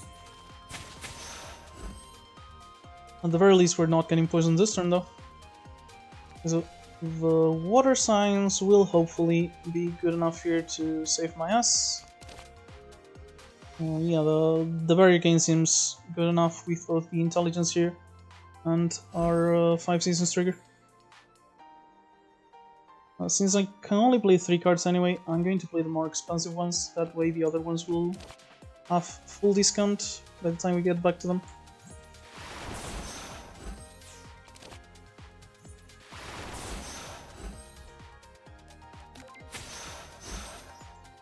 Okay, we're still taking a bit of damage, like 30 here, so not a great position to be in. Plus the poison. But at the very least, the fox is dead, So at this point we should be able to finish the fight like almost immediately, if not immediately. In fact, let's go ahead and draw. Yeah, this looks good enough to finish the fight. Of knowledge, splash. Make sure we have all the barrier I need just in case. And at this point, 5 seasons gets me the spell mastery boost and the discount because of ice skill. Now that I think of it, we're gonna start on the top one. Use the rainbow, and honestly, this looks like a fine enough situation for the supply backpack. We can use this for free here. And this would be 24 damage, which does not kill the doll. And if I kill any of them, I'm taking 8 damage from poison.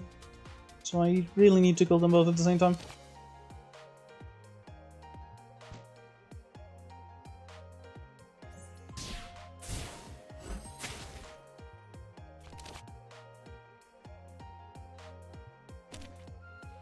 So metal sign here will be turn reflection, which does not kill, thank fuck.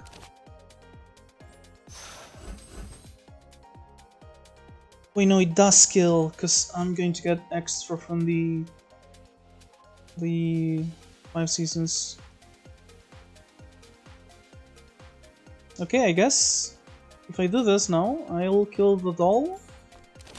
And oh, I don't have black mat. God damn it!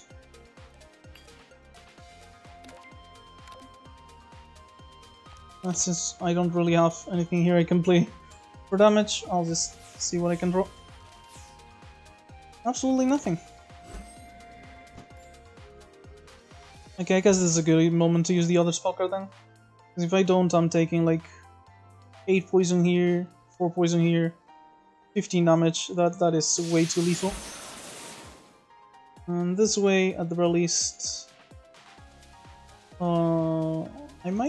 Am I still taking? Yeah, I think I'm still taking damage. Okay, no, not because of the fire sign. Yeah, that's what I was thinking of. That slipped my mind for a moment. Fire sign gets one of them, reflection gets the other. I was thinking that kills, but it slipped my mind why it kills, and that was it.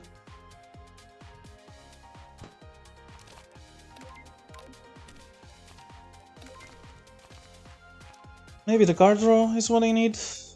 Card draw has been rather useful every time I've had it with like concentration stuff. So play with water seems like a solid pick here.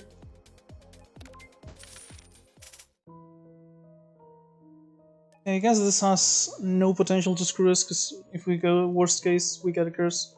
We go to the shop and we just remove it. But this could be amazing with the heal. I guess the removal should be fine. Let's get rid of Midnight Studies here.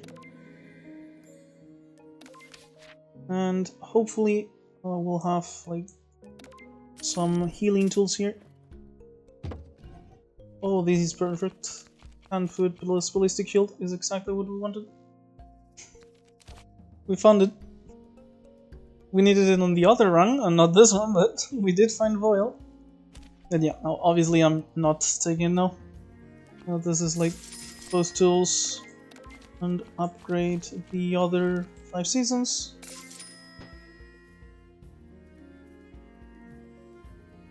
Honestly, deep memories to reuse our cards does not seem like a bad one. Or even like if we don't use something like Current Conductor on the turn we draw it, we could pick it up and play it for free, stuff like that. We definitely have enough high cost cards that it helps. And it's 2 card plays for boost, so yeah. I'm picking up the deep memories here.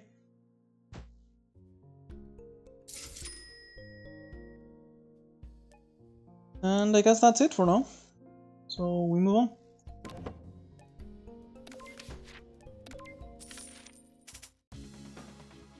Clumpies should not give us any trouble at all. So we get to set up while she summons. Let's go ahead and Devil's Codex here for mana efficiency. And Princess Undyne doesn't even lose like any barrier because the This is like draw 2 cards, exile 1, so it's net 0.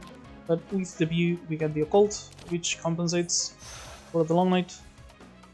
And now we just play occult, both Girls of Knowledge, and Water Elf for 1. And we already have a huge amount of berries stacked up. So the rest of the combat should be Reese ideally.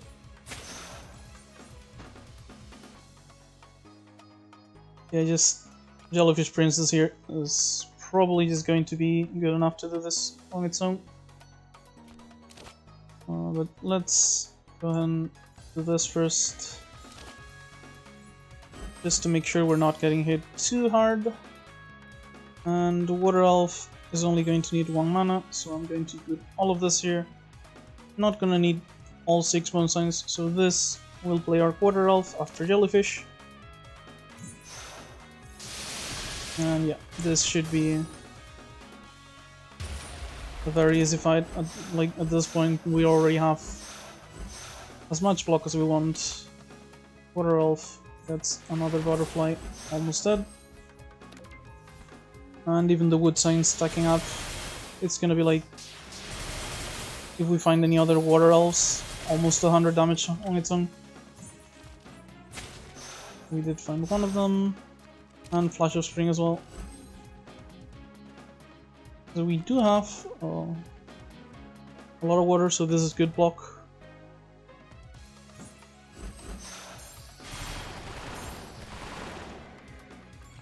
And it is an ability, so it reduces our costs anyway. Not gonna do Gifts Given because I don't immediately need the cards, and I do want like the 5 seasons, the Deep Memories, and other stuff that I still have in here. So let's just go ahead and Agnishine to get rid of the butterfly. Water Elf for the signs. And yeah, the fight is basically over at this point. All I need to be careful about is that I don't get too many Lunacies. And I just drew one so I can get rid of it. So that's 100 from the wood sign. And I get to just use all my abilities. Concentrate for draw. Heal up with the food. I bought it specifically for this. Deep Memories gets us a Agnishine here. And we just transmigrate for card draw. Play with water is very nice. We don't need to discard. Let's go ahead and bury before Ginger Dust. We can also get the Metal Sign. The sign converts, Spell Mastery. Gives us the upgraded Rainbow, and I don't want to go losing life for no reason. So let's just play the status. And yeah, at this point, not only is the fight already won, but also I'm pretty sure we're taking no further damage. Yeah, Water Elf. We gain water, which means we draw the clown piece and we win the fight. 1000 rods is pretty useless, but whatever. Oh, D-Shift is very interesting. It comes pre-upgraded too. Yeah, I couldn't buy it before, but I'm definitely taking it now. It just both helps with setup and gives us, extra damage if we need it. So the Leaky Ladle is actually very interesting here. Could be almost our entire card, not rarity type. Could be almost our entire card draw if we need it. But looking at my skills, I don't really have any mana generating skills, and I do have a lot more card draw now than last time I was worrying about it. So I guess Caracasa giving us turn 1 block and an upgrade helps make setup safer and stuff, so that's what I'm going for, I guess. Yeah, the Leaky Ladle's technically more interesting. It is an uncommon, but for our current situation, I guess Caracasa is just slightly better. Just to reduce the risk of getting wrecked at some point. Let's go to our last shop. Stamina could just be fine, it's only like 2 HP and we get 4 max life. Okay, stamina, I can take 1 stamina. But I am not taking either the exhibit or the money with the situation we have on our HP. It's pretty low already, and sometimes if we don't have the strong cards early, our setup ends up failing early and we lose HP before we win the fight, so I'd rather conserve as much HP as possible. Yeah, speaking of which, oh, Princess Undying here is going to be very solid, plus the splash. Oh no, I've had this before. Sometimes this fixes itself in like a few seconds. I'm going to pause the recording and wait for like a couple minutes. If it fixes itself, I'll continue the recording. Otherwise, I'll probably just restart the fight and then resume the recording. So yeah, I'll see you in a bit, technically, I guess. Okay, so it's been like 5 minutes already at this point. As you can see, the card is still here. So I'm going to go ahead and restart the combat. Generally, those issues get fixed as soon as you restart, so hopefully it won't happen again this time. Yeah, much better. So the plan was, if I remember correctly, yeah, we do splash, integral of knowledge, and the reduction plus everything else. That's us 1 cost water elf. We draw for concentration. Maybe we even get 2 water elves? Yeah, this is guaranteed to hit the water elf with the ice scale, and this will reduce this one. So this is going to be an extremely good turn 1. And we focus on Suwako, for sure. A lot of barrier. And the wood sign will also eventually burst down Kaneko most likely.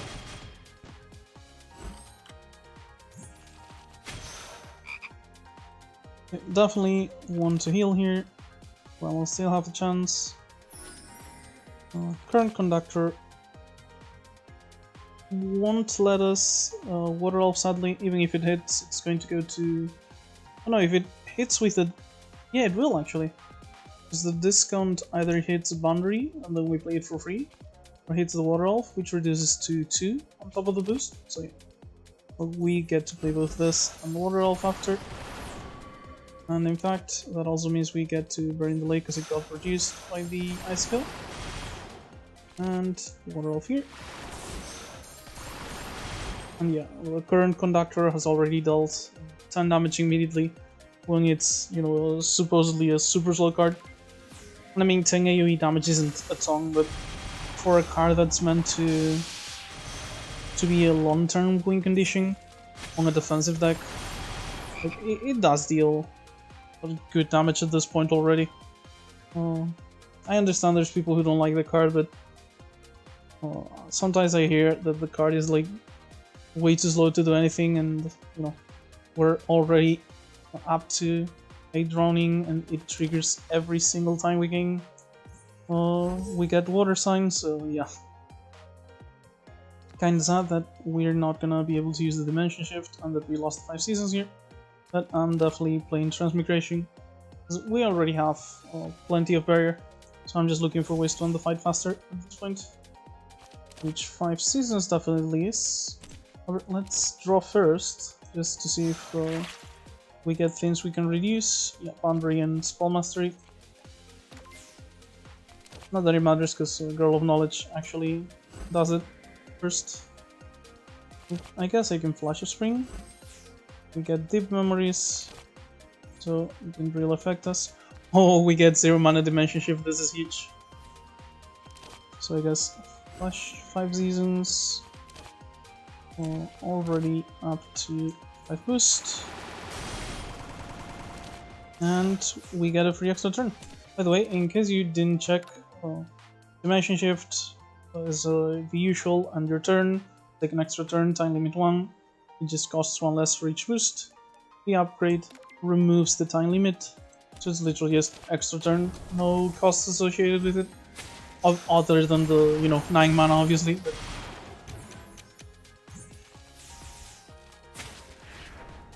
and all our signs are popping off. Kill Zawako, first down, Kaneko with Wood Sign, and the extra turn apparently wasn't even necessary. It ends the fight faster. The Devilry Light Ray does help with Long Night, and generally we have like turn 1 defensive play already, so we should be able to block turn 1. 2 innate cards is a little bit risky, but I feel like it's fine with them being like a good balance of offense and defense. So I'm actually fine with picking this up now. Yep.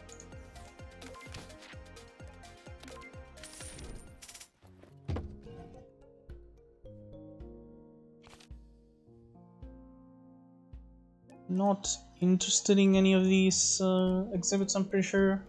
Too late for the Omikuji sadly, because it's one of my favorites. Junko is quite dangerous, so maybe we just pick up our third ballistic shield and the flashlight. Get probably an upgrade, and T-Break could be good against Seijay if she pulls out the teapot. And otherwise it's still like 6 life.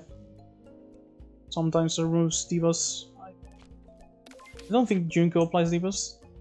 Not 100% sure.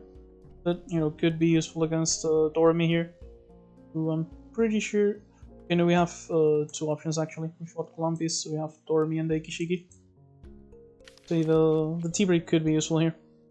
Let's T-Break, both tools, and an upgrade I'm guessing. Girl of Knowledge, Devil's Codex, Current Conductor. I guess Conductor at this point would be very thankful for the upgrade, because we get the stack of running up faster, and we actually get to finish combats faster now that the enemy has an immense amount of HP. So I guess I'll go for Conductor here. Basically goes from 2 drowning each trigger to 3. It's a 50% increase. And I guess we'll save the rest of our money for the Act 4 shop. Not that we have much else to spend it on. And yeah, this actually looks pretty good. This is Undying Devilry Light Ray, plus the Splash. Gets us a solid amount of boost.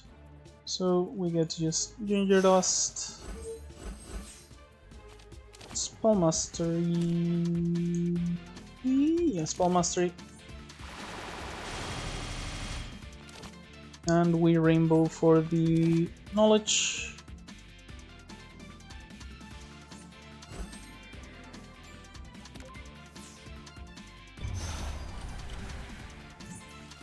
And ideally we do want to pop her this turn, because it's going to get very hard next turn with 100 barrier. So let's start with Gibbs Giving, because the Girl of Knowledge would waste one of the ice scale boosts if we do it now. Yeah, let's refine to Water Elf and play with water. We don't need the tools right now. And now Girl of Knowledge gets the full boosts. Silver, I guess it's not really helpful on the Silver Dragon, because we're not gonna get attacked, so the reflection's not gonna proc. Might have still use it if we have like mana that we don't need though. So 5 seasons, Water Elf, and it doesn't look like we can actually. Did I use yeah, I used the 5 seasons, so actually Jellyfish Princess for 2 here, plus the Fire Sign will actually pop her by a single point of damage, so that was kinda dangerous. But worst case, we have a D shift if we needed the extra turn next turn to wake her up, so not an issue. And this gets us some block for the concentration by using it all first. Sadly, we wasted, you know, a nice scale boost on the D shift because it wasn't reduced to 0 yet.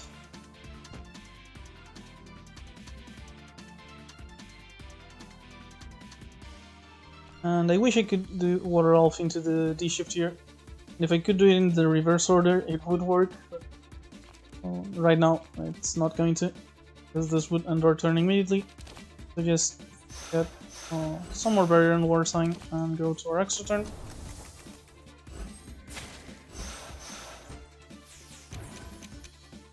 D shift has great synergy with the 5 seasons as well, so that's very nice.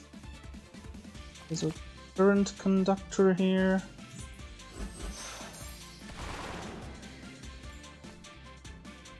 T-break just for the healing. Honestly, we don't need for anything else right now. Good. Weaken? Yeah, just keep as much of our barriers as we can. And the Water Elf got discounted now, so we get to play Deep Memories here with Instinct. For Barrier Flash, I guess probably very more defense and more droning.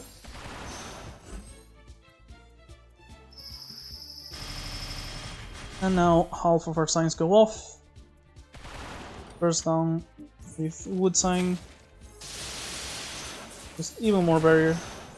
At this point we could go AFK and honestly we might come out on top regardless, even after she starts summoning. We don't even need to play Princess Undying at this point. It's good early on the combat, but like we are just completely drowning in barrier right now. We don't need any more. So just 5 seasons, get the discount, perfect 2 cards I wanted.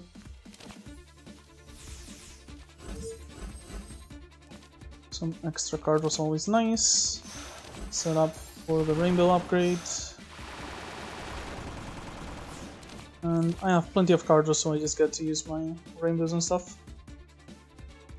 And I'm going to draw 2, so I'll just draw these 2, use this immediately, and change my hand for a new one with Yetta.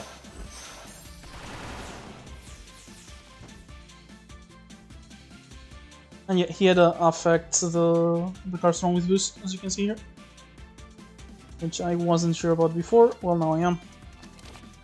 But yeah, Agni Shine and Water Elf just for some more damage. And with the Drowning and the 5 seasons is going to proc twice now on the Water Sign, which is going to proc the Drowning twice, and Dormiz is going to explode from ending our turn. Actually, the fire took it, but you know, same thing.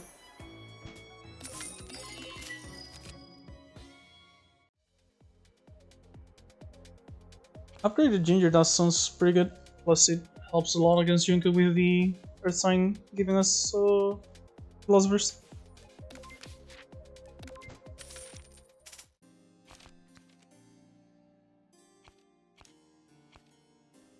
Yeah, this just looks like Girl of Knowledge upgrade to me, honestly. Ginger Dust wouldn't be bad either, but sending this to 0 mana helps us set up even faster.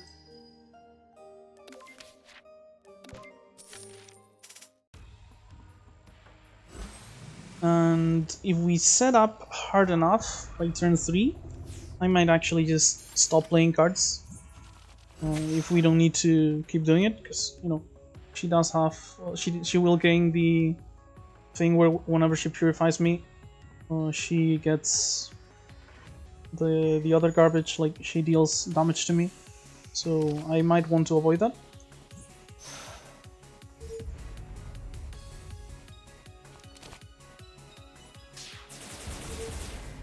Right, and I guess I can just use the flashlight here. Only 2 fights left after all, so this is just freeing away. And playing with water here, I'm not going to discard. And ideally, this is going to get me the barrier card, the Princess Undying. It got me 3 pure radius. Kind of forgot that it can get, like, it's more likely to get the cards with more copies in it. It's still, like, this is...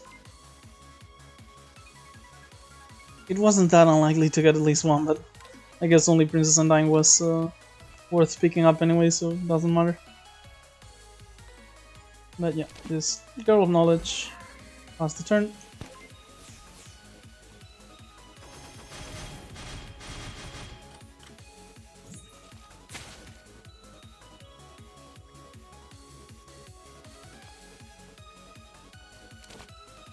I guess we just keep applying our signs. Probably gonna try to get the upgraded Rainbow from Spell Mastery if I can. So I get to, you know, keep a decent reserve for Rainbow mana later. Silver Dragon. Concentration. And sadly, I don't get to upgrade it because if I play a card now, Junko takes the lowermost mana, so it's going to take the Spell Mastery. So I guess I'll just take the normal Rainbow and just block and gain more intelligence.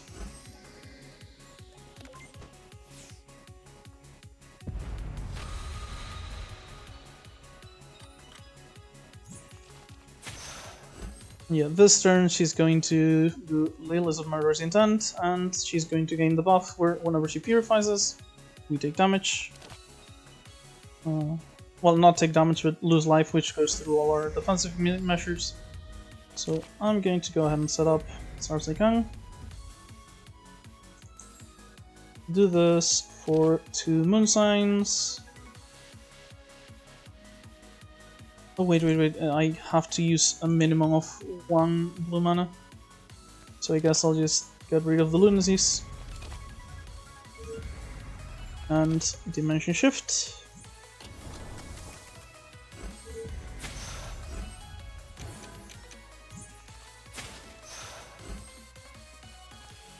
This seems like the turn for the Rainbow, but I can use it once I no longer have colored mana anyway, so... Let's start off with Gifts given. If I don't take the Water Elf, do I have anything better? Conductor and Ginger Dust. Sounds good to me. I'm definitely taking 5 seasons though. We got Devil's Codex. I'm not gonna need this many Ballistic Shells, so let's get rid of one of them. I didn't have hand space, my bad. So red is the last one to get removed, which is a shame, so I guess we'll have to use the Rainbow for the Water Elves here. But I get to do 5 seasons, Rainbow, Water Elf, and just hyperscale my barrier even more.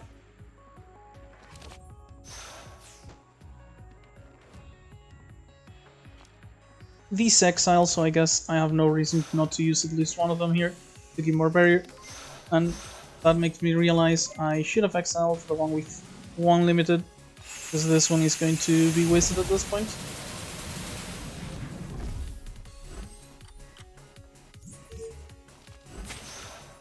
Okay, right now we want to play as few cards as we can, except we did just draw one of our best ones for this, so the Earthstein should help a lot. Yeah, we just spend the colored mana now, and we no longer have to worry. Nice. Let's see what we draw. Kind of useless. I'm going to heal and just get a new hand, I guess. Actually, is there anything worth taking with the Deep Memories? Guess not.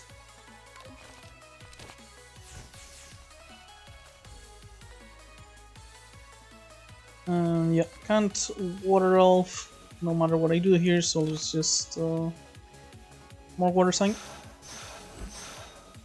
And maybe this time I'll actually get to the bottom of my deck and play the Current Conductor, since it was at the bottom like every time I shuffle the deck, and I did shuffle it several times because of the where are they? The gifts given.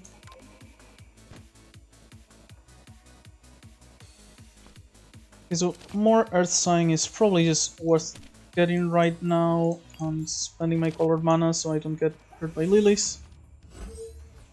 And I just get to Current Conductor. She's going to cleanse herself now. But it doesn't matter because that's just the setup turn. And the drowning is going to begin hard the turn after. And Wood Sign is actually going to hit her quite hard right now, in fact. Yep.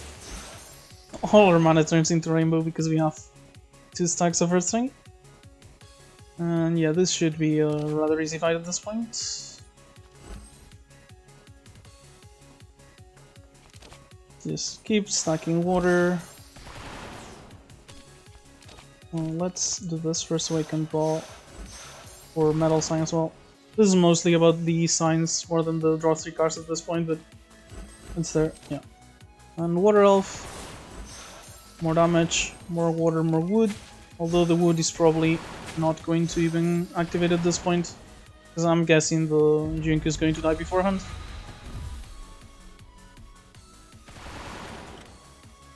Ideally this turn, because we just lost our Earth Sign.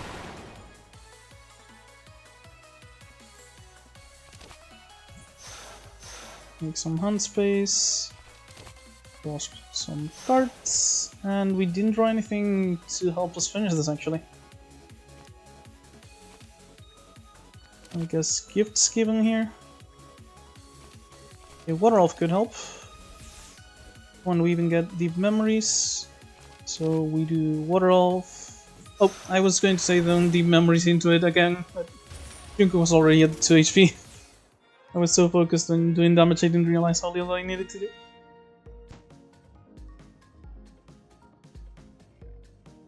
With all our signs, like, we can actually get the Chaotic dance relatively quickly. Maybe that's worth it. The toolbox is kind of useless at this point, and we're not going to have a spell card for the last fight anyway, so maybe it's just Rainbow Lotus. Yeah, we're not that desperate for black mana anymore with having 4 already and the Earth Sign, so I guess it's Rainbow Lotus here. Mostly because it's easy to activate for us. Oh, Hydrogen's Prominence is very good. He is 12 barrier, both sun and water. And when we upgrade it at the gap or the shop, it goes to 4 with no colored cost, so we can just play it for free once we have 4 signs, 4 different signs. So yeah, this is very, very good. Absolutely adore Prominence. 600 money shop is like, we're going to be basically wasting most of our money because there's really nothing I want to add to the deck in here. I'm just going to upgrade the Prominence, and I guess I'll pick up like Silver Pocket Watch. I'm not gonna get enough power for spell cards, so Mask of Hope is useless. I'm not interested in any of these. We kinda waste a ton of money, but I guess I'll pick up the amulet and the shield. Yes, because, you know, replenish cards, so we don't care anyway.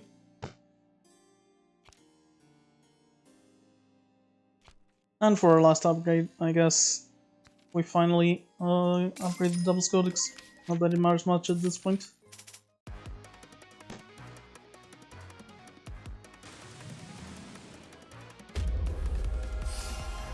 She gets the summons, which are probably the most annoying ones for us actually, but I don't think it's going to matter at all. The abilities are going to be very good here with the discounts, although I hope it doesn't hit Devilry, because if I remember correctly, time limit overrides it, so...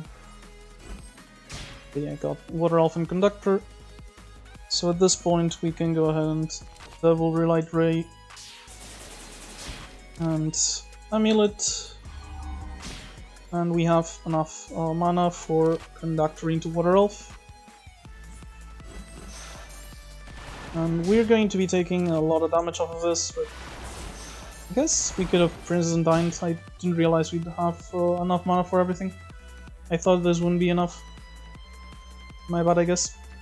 But yeah, this isn't nearly enough, but we've set up our powers, I mean our abilities, and some signs, so even if we take like half our HP on turn 1, the rest of the turns should be much better.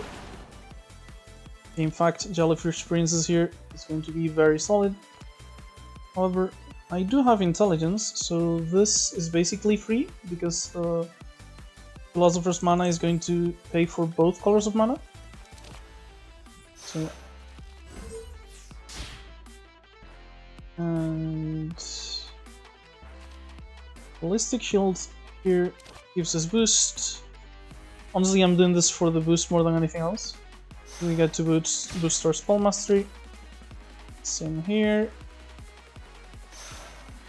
And that means I'm going to get a Rainbow. And Water Elf is worth playing for a single like moon sign, so I'm going to pop it as well. And at this point, a Rainbow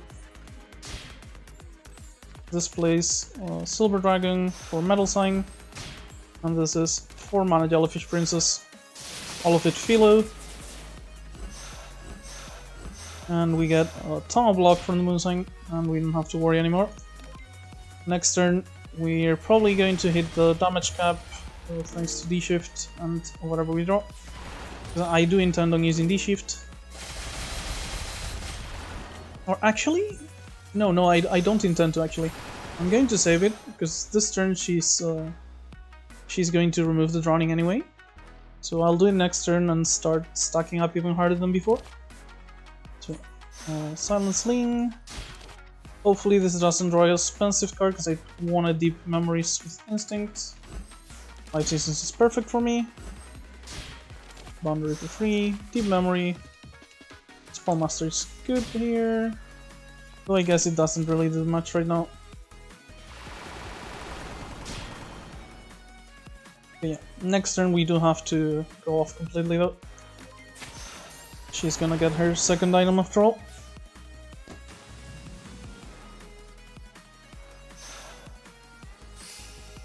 Okay, we have some draw, but not really that much, so the puzzle is pretty much fine. Well, I'm not going to use the my turn thing, just in case like we have a few tools with replenish and stuff, and I don't want to risk just accidentally killing myself, so I'd rather not be able to draw in this case. So we get the Weaken, we get our Firepower from the Chaotic Dance. Activated turn 4 is honestly pretty early. And you're just gonna play my cards now and Dimension Shift.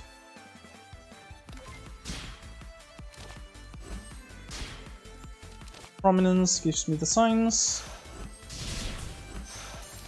Magnishine.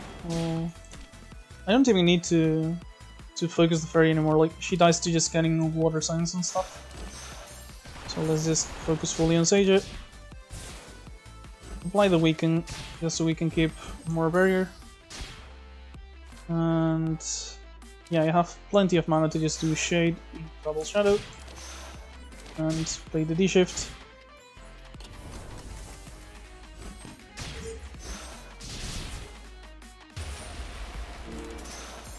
And we have to do 200 damage at this point, 185. 5 seasons here, it's very good. Very good in fact. And I guess just playing the lake.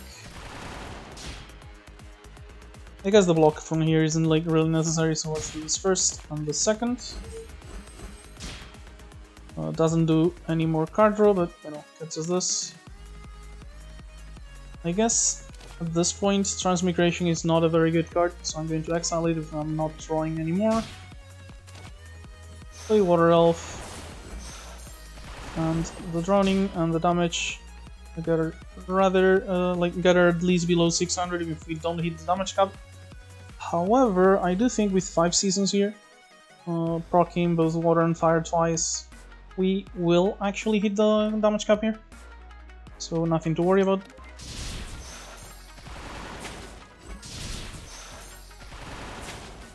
Close enough, 20 damage.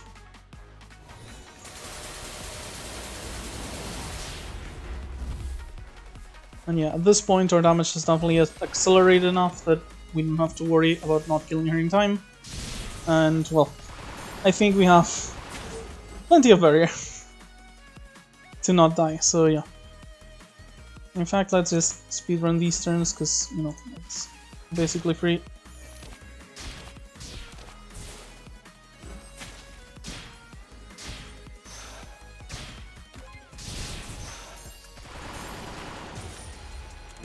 We got below 300, thankfully. Second block of water, yeah, there we go. And ideally, we kill her this turn, but it's not like 100% necessary because she's pulling out an item, not doing anything relevant. So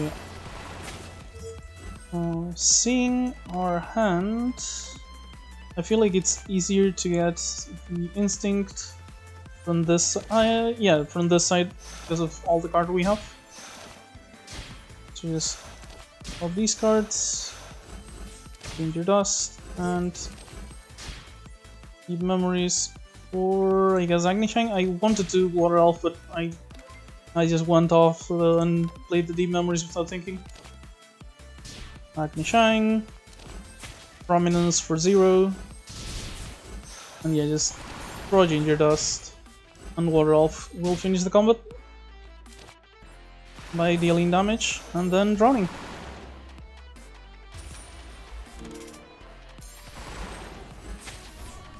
That was a very nice and honestly quite easy run. The Current Conductor did its job. We got it pretty early and we were able to use it effectively. I do like the card a lot, so I'm happy about I could showcase it there. And yeah, like the damage doesn't seem that high, but obviously it's Sage's, so she has a ton of HP, and so we get a lot of time to scale regardless.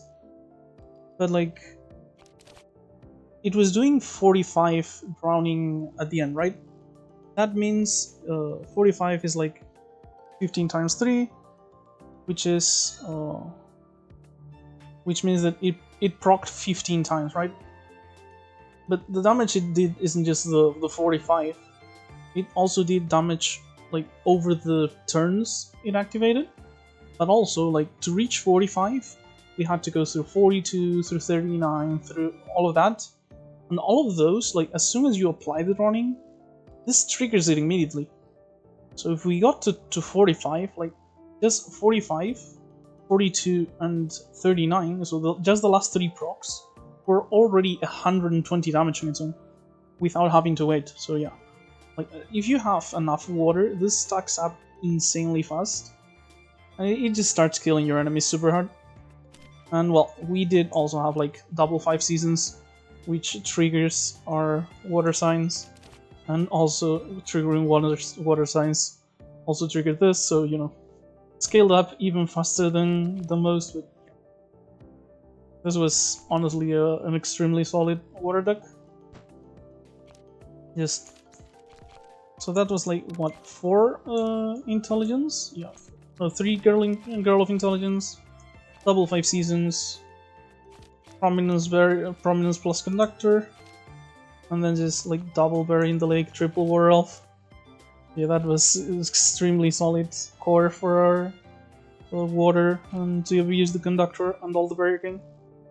Yeah, extremely solid deck, very fun run, pretty easy too, thanks to how good the deck was. And yeah, hope that showed off Patchouli properly. I do want to take a moment to, if you're only interested in the gameplay, you can close the video now, but I did want to show off the card I was talking about earlier. By the way, clean first attempt, thankfully. Yeah, haven't played since the last mod this time. Normally I just have a ton of runs in the middle of each recording, but I actually haven't played since I did the Saki mod. It doesn't show because like I turn off mods I'm not using just in case I have, like, for example, Yomu has Spring is here. I don't want to generate cards from other modded characters, so I turn off every character mod except the one I'm using. But in case this isn't obvious, this is the C variant Sakuya. You can see there Consequence of Hikis and Chaotic Blood Magic. Yeah, I actually got it on one try today. Pretty good. I think like Patchy is very good, and both of her styles really fit what I do. So my win rate with her is honestly quite high. And yeah, the card I wanted to show was this one. So if you get like blank card early, you can generally get a couple of Philosopher's Mana or off-color mana, and if you're able to cast this and you actually get it, this is just 3 intelligence. Whenever you trigger an active, gain 1 intelligence, and it's innate. And if you upgrade it, it goes to 5. So this is just absolutely massive intelligence gain. I really want to be able to do a run with one of these at some point. And yeah, this was what I wanted to show off. We didn't get to do any off-color stuff today because the on-color exhibits were pretty good. So yeah, you can quickly check the off-color card. Like with the first one we were offered was like white. Like you can see here, it wasn't like super interesting for signs. I guess maybe Circadian Rhythm, which basically when you have the active of your sun signs up, you get that many moon signs and vice versa. So you're just alternating between them and accumulating them rather than losing them. This could have been the one interesting white card here. I didn't really care about Elemental Triangle, and Magical Research and Autumn Blade are both boost enablers. Signs generally prefers like either green for wood and the intelligence. This is actually a very solid intelligence gain card. 2 to 3. It does cost 4, but if you boost it, it's like, you know, consistent intelligence gain. So you get to scale super hard. And this just makes your wood sign destroy enemies extremely hard. Like you pop the first one. I think this is honestly overkill a lot of the time, because the first wood sign is already going to chunk the enemy down to half health at least, and that's probably only if it's like an elite or a boss. So having the damage maintained for the rest of the wood signs is like overkill, but it is fun. It is definitely fun. But yeah, these two, or you know, if you want to do full fire sign, Agni Radiance, Koakuma work pretty well. Like Fire sign dealing double damage with Koakuma's ultimate is really good. And she is like 2 mana, spellcast a fire sign, and you draw 1 card whenever she's like every turn if she's in your hand. So pretty solid. And obviously, you know, this is the card I also mentioned at the start that goes mixed. Spellcast 1 fire. For each boost, 1 more. So you just play this and like at 9, and you just, how much damage is that? Like 3 plus 6. Yeah, up to like 30. Yeah, it's just 30. I'm not sure why it took me. But yeah, but the last one is 30, and you're dealing the damage through all of that. Just playing this card with 9 boosts has to be absolutely amazing. And then we have Royal Flair, which is, you know, Patchy's most characteristic spell card, really. Just a retain card that gives you temporary intelligence released in your hand. And after 7 spellcasts, it just discard itself and deals 40 AoE, 51 upgrade. Yeah, this is also like a easy win condition card for spellcasting signs. Like you spellcast a bit of defense, and just this pops damage for hallway fights extremely hard. But yeah, that's about it for the run. She does also have, by the way, custom colorless cards because of Saint Elmo's Pillar and Diamond Harness, like her, basically the metal spell cards, metal focus spell cards. So I feel like, if I remember correctly, Diamond Harness is like metal earth. But yeah, point being, she does have custom colorless cards. Yeah, I hope you enjoyed the vid. I hope you enjoyed. I hope you enjoyed playing Patchouli. I really like her. I think she's my favorite mod character. And yeah, with that, I'll see you next time for the return of Touhou with some heat generation. Bye bye.